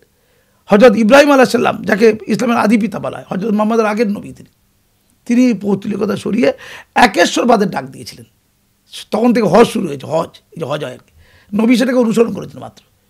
নবী অনেক কিছু অনুসরণ করেছেন, এই যে ঈদ বকরিদ হয় না, এটাও অন্যদের অনুসরণ করা অনুষ্ঠান অনুসরণ করেছেন তিনি, চলতে ওটাকে আরও একটু গুছিয়ে দিয়েছেন, একটু রিনিউ করেছেন আর কি, আর কিছু না। এই যে রোজা, এটাকে রিনিউ করেছেন, এটা আগে চলতো। আমি এগুলোতে যাচ্ছি না, এগুলো বললে বিস্তারিত আলোচনা হয়ে যাবে। আমার বক্তব্য হচ্ছে, তো উনি যখন চেতলার পুজোটাকে প্রমোট করেন, পুজোর অনুষ্ঠানে গেল সংস্কৃতি কালচার বলে না, ওটা দেখতে, ওটা নয়, পুজোটাকে প্রমোট করেন, হাত জোর করে দাঁড়ান ঠাকুরের সামনে, নাকি কোনোদিন আয়নি চেতলা পুজো এরকম করে, তা প্রমোট করেন, চাঁদা তোলেন, চাঁদা দেন, অর্থাৎ পৌত্তলিকতাবাদকে তিনি প্রমোট করছেন। উদার অসাম্প্রদায়িক ধর্ম যার যার, উৎসব সবার, ওইটা করতে হবে, ওটা মুখস্থবিদ্যা আর কি, ওটা মুখস্থবিদ্যা। ওটা করলে কি ইসলামে জ্ঞান হবে? মৌলবীরা বলুক, তহসিদিক বলুক, আগে উত্তর দিক, তহসিদিক বোঝার কিছু।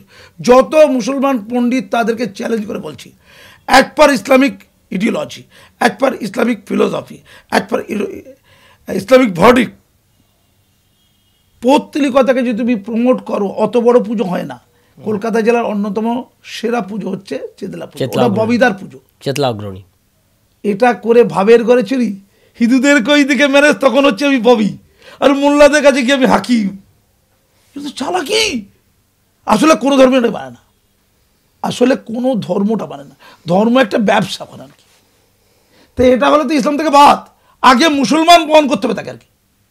ধরুন আপনি বলবেন মাসুম আক্তার, আপনিও তো বিভিন্ন অনুষ্ঠানে গেছেন, পুজোর গেছি, আমি তো কোথাও দাবি করিনি যে ইসলামের দাওয়াত দিয়ে তোমাদের ইসলামে আনছি, আমি কোনো পুজোকে প্রমোট করিনি, পুজো পরিচালনা করি না, আমি অন্যায় নয়, পুজোকে যে কোনো মুসলমান পরিচালনা করতে পারে, তার ইচ্ছা, কেউ কাউকে আটকাতে পারে না, কেউ কাউকে আটকাতে পারে না।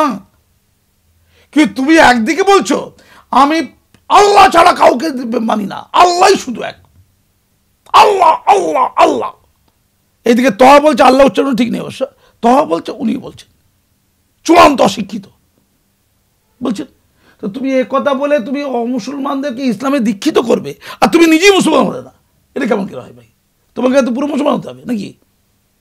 আমি যদি শিক্ষক হবার যোগ্য না হই, আমি নিজে প্রতিবাদ করতে জানি না, অন্যায়ের বিরুদ্ধে বলতে পারি না, আমি ছাত্রদেরকে বলবো তোমরা যেখানে যেখানে অন্যায় দেখবে তীব্র প্রতিবাদ করে গর্জে ওঠো, আর চোখের সামনে, স্কুলের সামনে, কলেজের সামনে দেখছি একটা ধর্ষণ হচ্ছে, একটা খুন হচ্ছে, আমি পাশ দিয়ে ব্যাগ দিয়ে পালালাম, ছাত্র কি দেখলো, এ শিক্ষক চিটিংবাজ আছে, এ মুখে ক্লাস এক কথা বলে আর বাস্তব জীবনে অন্য কথা করে, অন্য আচরণ করে।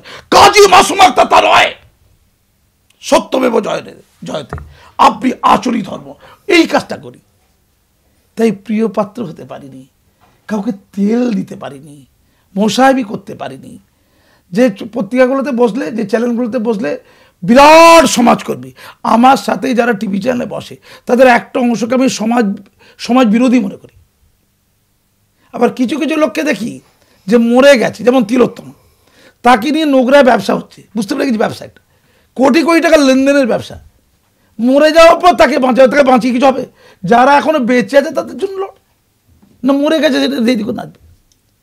আর একজন পুলিশের কর্তা, তিনি টেনশনে মারা গেছেন আর কি, মানে টেনশন হয়েছিল এই বটতলা থানায়, তিনি টিভি চ্যানেলে যদি না বসতেন, ধরুন তিনি একটা বড় এগিয়ে থাকা টিভি চ্যানেলে বসলেন না কোনোদিন, তাকে ডাকলো না, তাহলে কি তিনি বিখ্যাত সমাজকর্মী হিসাবে গ্রহণযোগ্যতা পেতেন?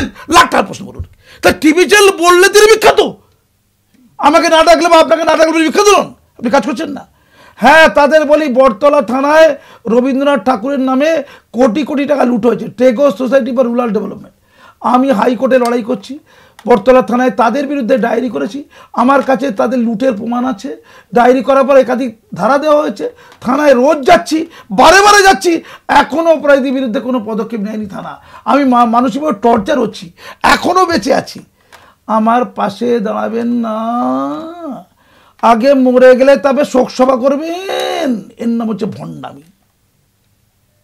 এই হলো শিক্ষিত লোকদের মুখ। এটা করলে কেন করবে না? যদি আমি বিখ্যাত হয়ে যাই, যত আলোচনা হবে তত বিখ্যাত হয়ে যাব, এগিয়ে থাকা টিভি চ্যানেলগুলোকে বসিয়ে দেবে, তখন বিখ্যাত হয়ে গিয়ে ওদের সাড়ে সর্বনাশ হবে। তাই মরে যাওয়া লোকটারই ভাবি, ও তো আর বিখ্যাত হতে আসবে না, আগে মরে যাও।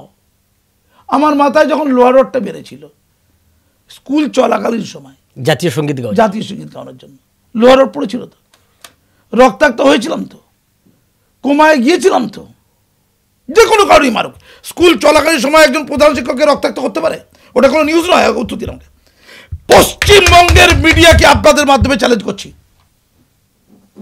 একটা প্রধান শিক্ষক সরকারি শিক্ষা প্রতিষ্ঠান, গভর্নমেন্ট এডেড, তিনি জাতীয় সঙ্গীত গাওয়াতে গিয়ে, রবীন্দ্রনাথ বিবেকানন্দের জন্মদিন উদযাপন করতে গিয়ে, আর্লি ম্যারেজ বন্ধ করতে গিয়ে, ছাত্রীদেরকে নাচ গান কবিতা নাটক শেখাতে গিয়ে, জল পড়া পানি পড়া তেল পড়া তাবিজ বন্ধ করতে গিয়ে, শিক্ষার প্রকৃত উন্নয়ন করতে গিয়ে, ছাত্রদেরকে আধুনিক শিক্ষা দেওয়ার চেষ্টা করার জন্য, তাদেরকে মূল স্রোতে আনার জন্য চেষ্টা করতে গিয়ে অজস্র কারণ আর কি। তারপর প্রধান হচ্ছে জাতীয় সঙ্গীত, ভারতের জাতীয় সঙ্গীত ওটা নাকি হিন্দুত্ববাদী গান, এটা ছিল মূল অভিযোগ, প্রমাণ আছে, থানা ডায়েরিতে তাই লিখেছে, রক্তাক্ত কোমায় চলে যাওয়া আগের মুহূর্তে লেখা, আমি লিখিনি, পুলিশ লিখেছে, ওটা আমি বলেছি। অনেকে কথা ঘোরায়, স্কুল চলাকালীন সময় 1000 লোক ঘিরে ধরলো, কত পুলিশের রিপোর্ট আছে 1000। মৌলানা মৌলভী ইমাম 20-25 জন চলে এসেছিল আমার চেম্বারে, আপনাকে হত্যা করবো, হত্যা করা পবিত্র কর্তব্য, আল কোরআন, কোরআন নাকি আমাকে হত্যা করতে বলে, কোরআন নাকি আমার কথা লেখা আছে, কোরআন শরীফে নাকি আমার কথা লেখা আছে যে মাসুম আক্তার বলে একজন জন্মাবে, তিনি একটি মেটিয়া প্রচারের স্কুলে জাতীয় সঙ্গীত গাওয়াবে, ওটা হিন্দুদের গান, তাই ওকে হত্যা করে দিতে হবে, এটা কোরআন লেখা আছে, আল কোরআন বলছে কিছু। আমি অন্য মাদ্রাসার কথা বলছি, অনেক মাদ্রাসা জাতীয় সঙ্গীত হয়, হতে পারে, কিন্তু আমার ওই মাদ্রাসার জীবনে কোনো জাতীয় সঙ্গীত পাত্র হয়নি, লাইফ হয়নি। আমি ওই মাদ্রাসার যে ডায়েরিতে প্রথম জাতীয় সঙ্গীত দিয়েছিলাম, এবং অনন্ত অসীম প্রেমময় তুমি বলে আরেকটা গান হতো, প্রার্থনা সঙ্গীত, ইসলামিক গান, তার সাথে জাতীয় সঙ্গীত দুটি হোক বলেছিলাম, এটা পাপ, এটা ছিল পাপ। আমার বিরুদ্ধে তখনই ষড়যন্ত্র শুরু হয়েছিল, খবরের কাগজে লেখার জন্য ষড়যন্ত্র হয়েছিল। এগিয়ে থাকা, ভগবানকে ছাড়া কাউকে ভয় করি না, 2 জায়গায় সন্ত্রাসবাদের বিরুদ্ধে আর ধর্মীয় গোড়ার বিরুদ্ধে আর্টিকেল লিখেছিলাম। এতগুলো কারণে যখন 1000 লোক ঘিরে ধরে স্কুল চলাকালীন সময় আমাকে হত্যা করছে, পুলিশ যখন আমাকে রেস্কিউ করে বাড়ি পাঠাবার জন্য বের করে আনছে, আমাকে বাড়ি পাঠায় বলে, পুলিশ হাত থেকে ছিনতাই করে মাথায় লোহার রড, গোটা ওয়ার্ল্ডে খবর, বারাক ওবামা সম্ভবত আপনাকে তারা ফোন করে পরবর্তীকালে জিজ্ঞেস করছে কেমন আছে, আমার নোবেলটা পাওয়া দরকার ছিল, ওটা পাইনি, শুধুমাত্র হলো গোটা ওয়ার্ল্ডে খবর, হ্যামিল্টন পোস্ট, ওয়াশিংটন পোস্ট থেকে আরম্ভ করে গোটা ভারতবর্ষে যত ইংরাজি হিন্দি টিভি চ্যানেল খবর কাজ ভর্তি, যে কোনো কারণেই মারুক আমাকে, আমি পাপি, আমাকে মারছে, তরুণ পাপি, আমি পাপি, সেটা তো খবর হবে। পশ্চিমবঙ্গের প্রথম শ্রেণীর টিভি চ্যানেল খবর কাজ একটা লাইন নিউজ, মার খেয়েছে, মার, ওখানে গেছে মার খেয়েছে, নিউজ করতে পারেনি। তারপরে আমরা এগিয়ে আছি, চোখে চোখ রেখে, দাঁতে দাঁত রেখে, জিভে জিভ রেখে কথা বলি, ভাই এত নির্লজ্জ ভীরু কাপুরুষ দেখিনি বাংলাদেশ কেন হয়ে করছে। কি হবে বাংলাদেশ করে? ওরা বলছে পারভেজ মোহাম্মদ ফেলে দেবো, আরে পারভেজ মোহাম্মদের তহসিল দিকে আছে, ওরা বরদোয়া দিয়ে 12 বছর উড়িয়ে দেবে বাংলাদেশ থেকে, বরদোয়াতে ফু দিয়ে দেবে, উড়ে দেবে, তহসিল থেকে ফু দিয়ে তো টাকা ইনকাম করছে। নবী তো গদ্দ ছিল না, নবী তো দোজাহানের বাদশা ছিল, আমাদের নবী হজরত মোহাম্মদ যেটা করে ওটাই তো সুন্নত, ওটাই তো আল্লাহর বাণী। তিনি তো এই গোটা পৃথিবীর মুসলমান জাহানের নেতা ছিলেন, তো তার বাড়িঘর তো ছিটে বেড়াচ্ছিল, তিনি তো বিরাট অট্টালিকা করেননি, তিনি তো করতে পারতেন। তো আমাদের ওই পিজ্জাটা ওই ফুরপুরা শরীফের তার বাড়িটাও তো অট্টালিকা হলো কেন? ইসলাম বলেছে? আমি উত্তর দিন আমাকে, মুসলমানরা ইসলাম বলেছে? নবী যেটা করেনি উনি করলেন, মানে নবীর চেয়ে বেশি ধনী উনি, নবীর চেয়ে বেশি গুরুত্বপূর্ণ উনি, এরা উত্তর দিন আগে। পরে টাকা এরা পরে যে বিভ্রান্ত, উকুন টাইপের লোককে বিভ্রান্ত করে পয়সা দেয়, পয়সা ওটার ব্যবসা, নোংরা ব্যবসা, নোংরা ব্যবসা, ওই ব্যবসা করে অট্টালিকা করেছে, করতে পারে। লোকের চাঁদা মানুষের করলে রয়েছে, বলছে মানুষকে দান করবো বলে টাকা দাও, নিয়ে বাড়ি, নিজের বাড়ি করে নিয়েছে, তারপরেও তিনি স্বীকৃত, তারপরে তিনি মুসলমানদের নেতা। এই সমাজের কুকুরের দশা বলে তো কোন সমাজ হবে? উত্তর দিন। এই সমাজের কুকুরের দশা, কুকুর ভালো, কুকুর স্ট্যান্ডার্ড কোয়ালিটি, এরা অনেকে সোপায় থাকে, সোপায় শোয়, এদের তো সোপায় রাস্তা সবার অধিকার নিয়ে দেয়, নির্লজ্জ জনজাতি একটা। তো আমাকে নিয়ে মিডিয়া কিছু করলো না, মুসলমানরা কেউ রাস্তা বেরোলো না। মুসলমানরা তো প্রতিবাদ করতে পারে, যেটা অন্যায় হয়েছে, হতে পারে কেউ অন্যায় করেছে, করতে পারে, তো প্রতিবাদ করতে পারতো তো। একটা মুসলমান প্রতিবাদ করে, বরঞ্চ আমার বক্তব্যকে বিকৃত করেছে, আমাকে দেখে দেওয়া, আমাকে কলঙ্কিত করার চেষ্টা করেছে, টেস্টফুল ইমাজিনেশন, কষ্টকল্পিত কল্পনা লইয়া দিয়েছিল। আমি এখনো কোর্টে লড়ছি, ওদের বিরুদ্ধে ওয়ারেন্ট হয়েছে। হ্যাঁ মোল্লা ভাইরা, ওই অপরাধীদের বিরুদ্ধে ওয়ারেন্ট হয়েছে, ওরা জামিন পেয়ে গেছে। পশ্চিমবঙ্গ সরকার ওদের জেলে ঢোকাতে চায় না মুসলিম ভোটের জন্য, জামিনযোগ্য ধারা দেওয়া হয়েছে, ওদের বিরুদ্ধে ওয়ারেন্ট হয়েছে। আমি দোষ করলে আমি জেলে থাকতাম, তাই তো? ওরা কিন্তু ওয়ারেন্ট নিয়ে বাইরে ঘুরে বেড়াচ্ছে, ওদেরকে আবার লকাপে ঢোকাবাবি, কেউ লয়ার দেয়নি দাদা। ভারত মাতা কি যায়, ভারত মাতার মাথায় লোহার রড। জাতীয় সঙ্গীত তো ভারত মাতার গান, আমার আপনার একলার গান না, ভারত মায়ের গান। আমি ভারত মাতার সন্তান, সেই গানটাকে শিক্ষা প্রতিষ্ঠানে, সরকারি শিক্ষা প্রতিষ্ঠান চালু করতে গিয়েছিলাম প্রার্থনা সভায়। আমার মাথায় লোহার রড বেলে আমাকে ক্ষমায় পাঠিয়ে দিল। তা রক্ষা করার জন্য কাদের এগিয়ে আসা দরকার ছিল, কাদের রাস্তা কলকাতাকে অচল করে দেওয়া দরকার ছিল, কাদের তোলপাড় করা দরকার ছিল? যারা ভারত মাতার ভক্ত, যারা ভারত মাতা কি জয় বলে, তারা জানি না, খোঁজ রাখি না, ইস্যু করলই না। ওই জন্য দলটা শেষ হয়ে যাচ্ছে, জানতো? এই যে বিজেপি বলে একটা দল আছে না, ওরাও দল ভারত মাতা কি যায়, মানে মাকে ঘরের মধ্যে রেপ করছে, ছেলে বলছে গেটের কাছে বলছে মা কি যায়, মা কি যায়, কুলাঙ্গার কথা কাজ সবাই সবার কি কুলাঙ্গার একাটা, মাকে ঘরের মধ্যে রেপ করছে, ছেলে দেখতে পাচ্ছে রেপ করছে, মা ছেলে গেটের কাছ থেকে বলছে মা কি যায়, মা কি যায়, মা কি যায়, এর অবস্থা তাই। ভারতের জাতীয় সঙ্গীত ভারত মাতার গান, ওটা আমার গান নয়। সেইটা গাওয়াতে গিয়ে একজন প্রধান শিক্ষক, যাকে এই দিল্লি সরকার পদ্মশ্রী দিচ্ছে, পশ্চিমবঙ্গ সরকার শিক্ষারত্ন দিচ্ছে, ওই এগিয়ে থেকে খবরের কথা থেকে দ্রোণাচার্য দিচ্ছে, তেমন একজন ব্যক্তির মাথার লোহার রড বাল। এখনো কোনো মুভমেন্ট দেখেছেন? আমার কথা আমাকেই বলতে হচ্ছে। কেন কেন কেন তসলিমা নাসরিন দেখাচ্ছে? তসলিমা নাসরিন এত পাড়াপড়ন্ত কেন? ওই এগিয়ে থাকা টিভি চ্যানেল খবর কাগজ থেকে হাইলাইট করেছে, একমাত্র কারণ এটা শুনে নিন। এগিয়ে থাকা টিভি চ্যানেল খবর কাগজ, ওই এগিয়ে থাকারই সব ঠিক করে দেবে। কে সমাজ সংস্কারক, কে বলবে এগিয়ে থাকা। একজন শিক্ষিকা, একটা তারাসুন্দরী হাই স্কুলে প্রধান শিক্ষিকা, কোথাও হচ্ছে জীবনে কোনোদিন অন্যায়ের বিরুদ্ধে কোথাও প্রতিরোধ কিচ্ছু করেনি, প্রতিরোধ। এই গান্ধীমূর্তি পাদদেশ, মাতৃ পাদদেশ, যে অসহায় শিক্ষকরা বসে আছে, তাদের মেনটা থেকে যে প্রথম থেকে, তখন টিভি চ্যানেলও দেখাতে যায়নি, তখন অভিজিৎ গাঙ্গুলির সিনারিওতে আসেনি, তখন পার্থবাবুরে গ্রেপ্তার হয়নি। 4 বছর আগে থেকে ওদের পাশে আছি, 4 ইয়ার। একলা ছিলাম, একলা, কেউ ছিল না, ওদের মেনটার আগে থেকেছি। না থাকতে পারতাম, সরকার তো রেগে যাবে এসব করলে। আমি ওদেরকে বার্তাবুর সাথে কথা বলার বন্দোবস্ত করার চেষ্টা করেছি, বার্তাবুর সাথে, সেটা হয়ে ওঠেনি কোনো কারণে, চেষ্টা করেছি। কোনোদিন ওই টিচাররা বলেনি। সেই তারাসুন্দরী হাই স্কুলের হেডমিস্টার হঠাৎ করে বলে ফেললেন, এই তিলোত্তমার সময় দেখছে, তিলোত্তমার ব্যাপারটাতেই যত কথা বলবো, মিডিয়াকে যদি বলে ফেলি, ফট করে বিখ্যাত হয়ে যাব, সমাজকর্মী হয়ে যাব, সেরা বাঙালি হয়ে যাব। অঙ্ক কষলেন ভাত খেতে খেতে। তাহলে কী করতে হবে? কিছু ছাত্রদের কাছে লিখে নিলেন যে আমরা মিছিল করবো, ছাত্রদের বললেই হেডমাস্টার বলেই লিখে দেয়, জানেন তো? লিখে নিলেন, লিখে নিয়ে সভা করে ফেললেন, মিডিয়াকে ডেকে নিলেন, যাতে করবে চারিদিকে প্রচার হয়। এটা বলে দিলেন রাষ্ট্র যদি বিকল হয়ে যায়, 18-এর নিচে বাচ্চারা রাস্তা নামবে। রাষ্ট্র বিকল হয়ে গেলে, যেহেতু 18-এর নিচে বাচ্চারা 5, 6, 7, 8 পড়ে, তারা সব বুঝে গেল, ধর্ষণ সব বুঝে গেল, তারা রাস্তা নামলে সব ন্যায় হয়ে যাবে। তো 18-এর নিচের বাচ্চারা রাস্তা নামবে, স্কুল আওয়ারে রাস্তা নেমে যাবে, স্কুল আওয়ারে তারা ক্লাস না করে রাস্তা নেমে যাবে। রাষ্ট্র বিকল হয়ে গেলে, তাহলে রাষ্ট্র বিকল হয়ে গেছে, তাহলে পশ্চিমবঙ্গ তথা ভারতবর্ষ তো বিকল। মিডিয়াতে গেলো, ওরে বাবা অসাধারণ কথা, এমন কথা রামমোহন বিদ্যাসাগর বলেনি। তাই তাকে সেরা বাঙালি করতে হবে, রোজ টিভিতে বসাতে হবে। রোজ টিভিতে এখন তিনি সেলিব্রিটি। ওই এগিয়ে থাকা টিভি চ্যানেল বসিয়ে দিয়েছে। বাংলার লোক, ওরে বাবা এত বড় সমাজ সংস্কার হয় না পৃথিবীতে, ভণ্ডামি তো সীমা থাকে। যখন আমার মাথায় লোয়ার রডটা পড়েছে, বলতো মাস্টারমশাই কী করছিল বসে বসে, ও ভ্যান্ডা বাচ্ছিল বসে বসে, নাকি ভ্যান্ডা বাচ্ছিল বসে বসে। এই না, আমি একটা উদাহরণ দিলাম, এটা বলার ক্ষমতা খুব কম লোকের আছে, জানেন তো? এই মূল্যায়ন করার ক্ষমতা, চ্যালেঞ্জ বলছি। আচ্ছা বলুন তো, রাষ্ট্র বিকল হয়ে গেছে? বাচ্চাদেরকে যদি বলা হয় রাষ্ট্র বিকল হয়ে গেছে তিলোত্তমার ঘটনা, তাহলে তো রাষ্ট্রের প্রতি তার আস্থা নষ্ট হয়ে যাবে, রাষ্ট্রের প্রতি তাদের শ্রদ্ধাভক্তি নষ্ট হয়ে যাবে। তারা যদি সমাজদ্রোহী হয়ে যায়, রাষ্ট্রবিরোধী হয়ে যায়, দায়িত্ব কি হেডমিস্টার দেবে? উত্তর দিন আমাকে। রাষ্ট্র কি এখন ভালো হয়ে গেছে? এখন তিলোত্তমার ঘটনায় কেউ লয়ার দিতে চাইছে না। তিলোত্তমার ঘটনা রাস্তায় বাচ্চাদের বের করলে সমস্যার সমাধান, না ভালো লয়ার দিতে হবে? তো উনি ধরুন ঘর বাড়ি বেঁচে দিয়ে লয়ার দিতে পারে একটা।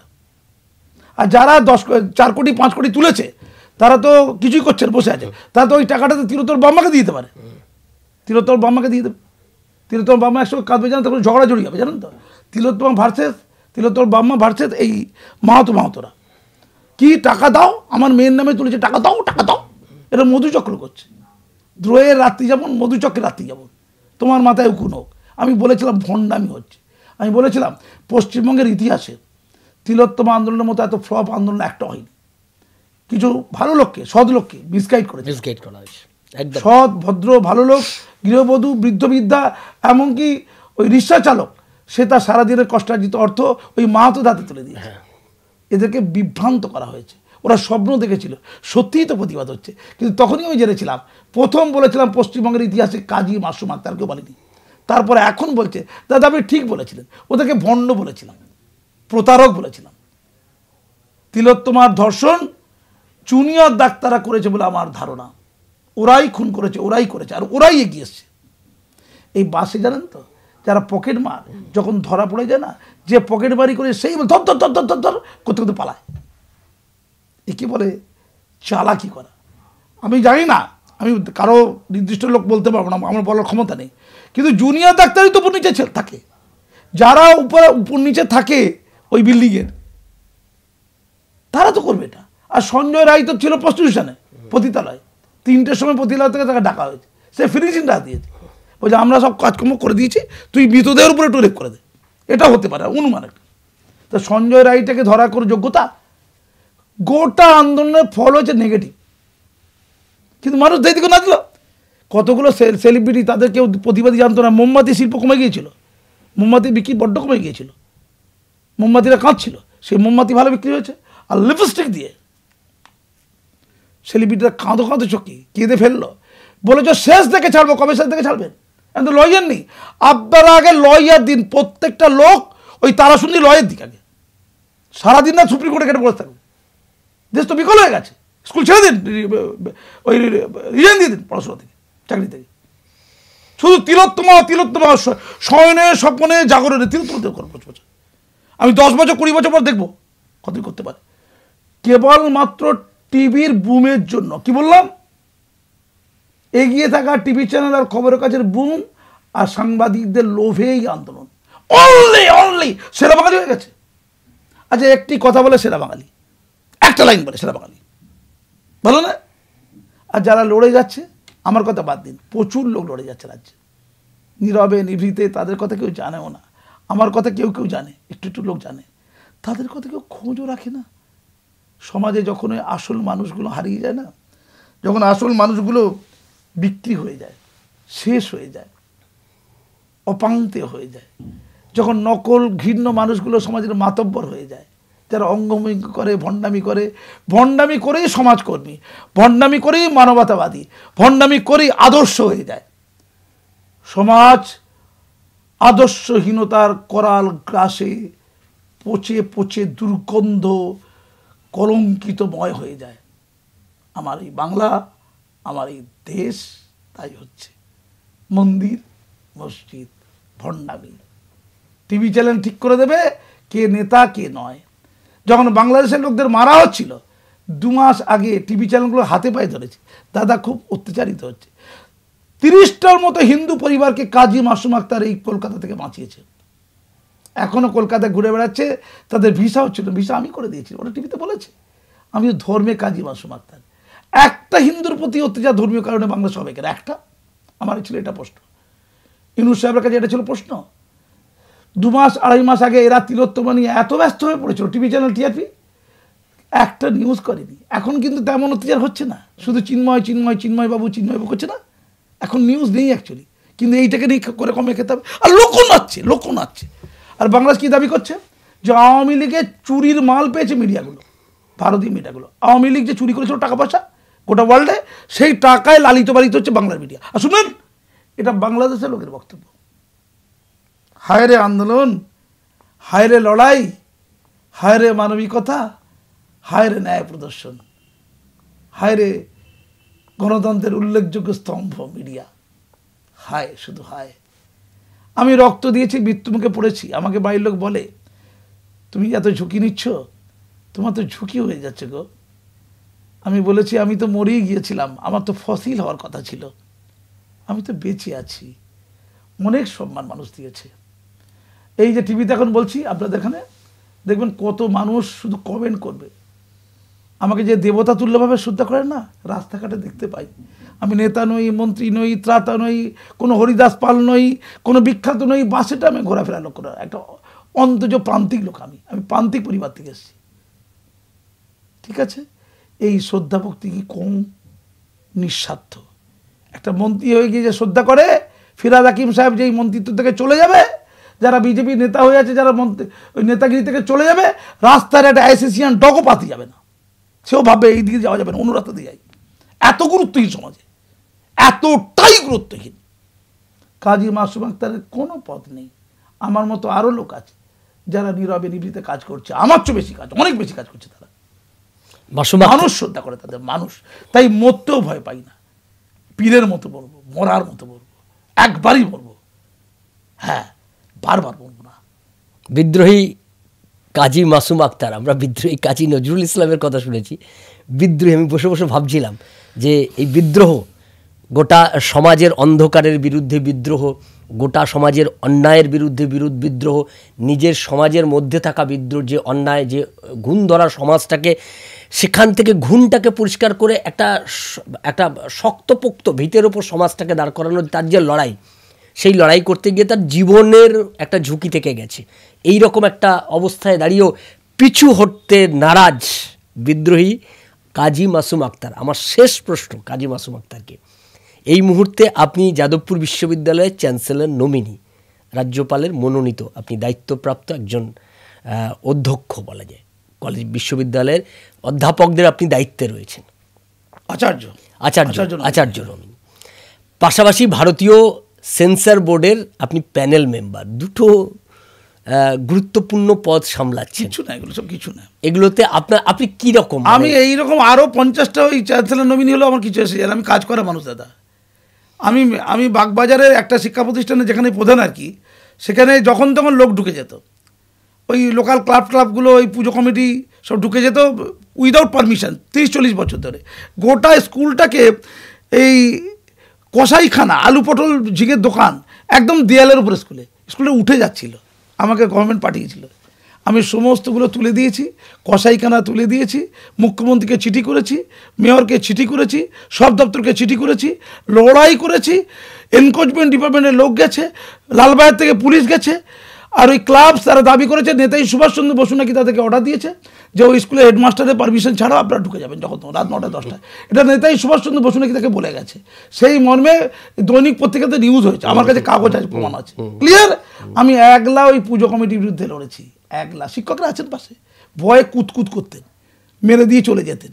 আমি বলেছি গোটা বাগবাজার অঞ্চল একদিকে থাকবে, আমি একলা একদিকে থাকবো। মেদিনীপুরে তাই করেছিলাম, গোটা মেদিনীপুরে একদিকে থাকবে, আমি একলা একদিকে থাকবো। সত্যমেব জয়তে, ওই তো লড়ছি তো। ওখানে তো সংখ্যার লোক গুরুদের বিরুদ্ধে লড়ছি, সংখ্যা গুরুদের একটা অংশ যারা ভুল করছে। কারণ ওই শিক্ষাঙ্গন হচ্ছে মন্দির, আমি মন্দির রক্ষা করছি ওখানে গিয়ে। ওটা মন্দির, দেবালয়, শিক্ষার জায়গা, ওটাকে ধ্বংস করা যাবে। গিয়ে দেখাশুন 6 মাস আগে কী ছিল আর 6 মাস পরে কী হয়ে গেছে। শিক্ষা দপ্তর বলছে গোটা কলকাতার মডেল কাজী মাসুম আক্তার, এই কদিন আগে মিটিংয়ে বলেছে গোটা কলকাতার মানুষ দেখতে আসুক শিক্ষা প্রতিষ্ঠানকে কীভাবে মরে যাওয়া 40 বছর ধরে, 94 বছরের পুরনো শিক্ষা প্রতিষ্ঠান, 94 বছরের একটা মানুষ কীভাবে পরিবর্তন করতে পারে। এখন রোজ ক্যাম্প করছি, ছাত্র ধরে আনছি, ছাত্র 4 গুণ হয়ে গেছে ইতিমধ্যে। করা যাবে কে বলেছে? তো সেইটা বলছি যে রাঁধে সে চুলো বাঁধে। আর সেন্সর বোর্ডের কাজটা কেমন? কিছু না, এ তো ঠিক আছে, সিনেমা টিনেমা দেখা, অনেক ভুলভাল দেখি, স্টিরিওটাইপ ধারণা, মানে মুসলমান দেখতে পেলেই মাথায় টুপি আর দাড়ি আর একটা পিধান আর ইনশাল্লাহ বলে তরবাল বের করে ফেললো। আমি বলেছি ওটা হলেই কেটে দেবো। কারণ পশ্চিমবঙ্গে মাথায় টুপি দিয়ে দাড়ি দিয়ে আর পিধান নিয়ে উর্দু ভাষীকে কিছু ঘুরে বেড়ায় রাজাবাজার খিদিরপুরে, ওটা পশ্চিমবঙ্গের চিত্র নেই। পশ্চিমবঙ্গে মুসলমানদের মধ্যে 95% বাঙালি মুসলমান। একটা হিন্দু ভাই যেমন, আপনি যেমন, আমিও তেমন, দেখতে হচ্ছে না দেখতে এমনই। ওটা হচ্ছে উর্দুভাষী কিছু লোকদের কালচার। উর্দু ভাষার কালচার 5% লোক মাত্র, তাদেরকে বাঙালি মুসলমানদের কালচার করা যাবে না। আর মুসলমান মানেই উগ্র, অশিক্ষিত, গাড়ির ড্রাইভার আর তরোয়াল বলকে ইনশাল্লাহ বলে বের করে ফেলছে। এটা গোটা সোসাইটিকে দেখে দেওয়া, ধর্মকেও দেখে দেওয়া, এটা দেখলেই কেটে দেবো। এটা আমি প্রথম বলেছি। ওরা বলছে না স্যার এই তো চলে আসছে, আমি ভুল চলে আসছে, ওখান থেকে দাঁড়িয়ে দিতে পারো, আমাকে অসুবিধা নেই কিছু, বেরিয়ে যাবো। আমি যাদবপুর বিশ্ববিদ্যালয়ে যে কোনো অন্যায়ের বিরুদ্ধে লড়াই করছি, সকলেই আমার সঙ্গে আছে, আমাকে দায়ী চেয়ারম্যান করেছে, ওর করবো, বের করে দেবো, বেরিয়ে যাবো, কিচ্ছু পরক হয় না, আমার কিচ্ছু লাগবে না। মাথা উঁচু করে মানুষের মতো মানুষভাবে বাঁচবো, উদাহরণ তৈরি করব। লোকে বলে দাদা কেউ তো করছে না, আপনি কী করে করবেন? আরে হ্যাঁ করবো, বিয়ালা গলায় ঘন্টাটা কেউ তো পড়াবে। আর রবীন্দ্রনাথের সেই অমুক বাণী, যদি তোর ডাক শুনে কেউ না আসে তবে একলা চলো রে, উদাহরণ হব, বাঁচার মতো বেঁচে পড়বো, এটাই সার্থকতা। বিরাট স্বপ্ন কাজী নজরুল ইসলামের যেমন স্বপ্ন ছিলেন, তিনি যেমন এই ধর্মান্ধতার বিরুদ্ধে লড়াই করেছেন, আর আজকের এ যুগে দাঁড়িয়ে মুসলিম সমাজের মধ্যে সংস্কার, তাদের যে কুসংস্কারগুলো রয়েছে সেই কুসংস্কারের বিরুদ্ধে যার আপসহীন লড়াই চলছে, আমরা তাকে বলতে পারি যে বিদ্রোহী কাজী মাসুম আক্তার। আজকের এই যুগে দাঁড়িয়ে তিনি সমাজ সংস্কারের ভূমিকা, একজন সমাজ সংস্কারকের ভূমিকা পালন করছেন।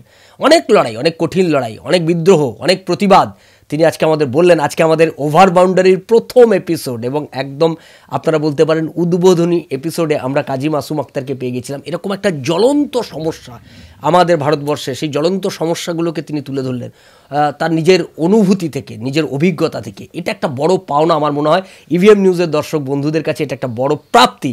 আমাদের ওভার বাউন্ডারির এরকম প্রত্যেকটা এপিসোডে আপনারা এরকম নতুন নতুন বিষয় নিয়ে আপনাদের সামনে হাজির হব। আজকে আমি এবং মাসুম দা আপনাদের কাছ থেকে বিদায় নিচ্ছি। নমস্কার, দেখতে থাকুন ওভার বাউন্ডারি।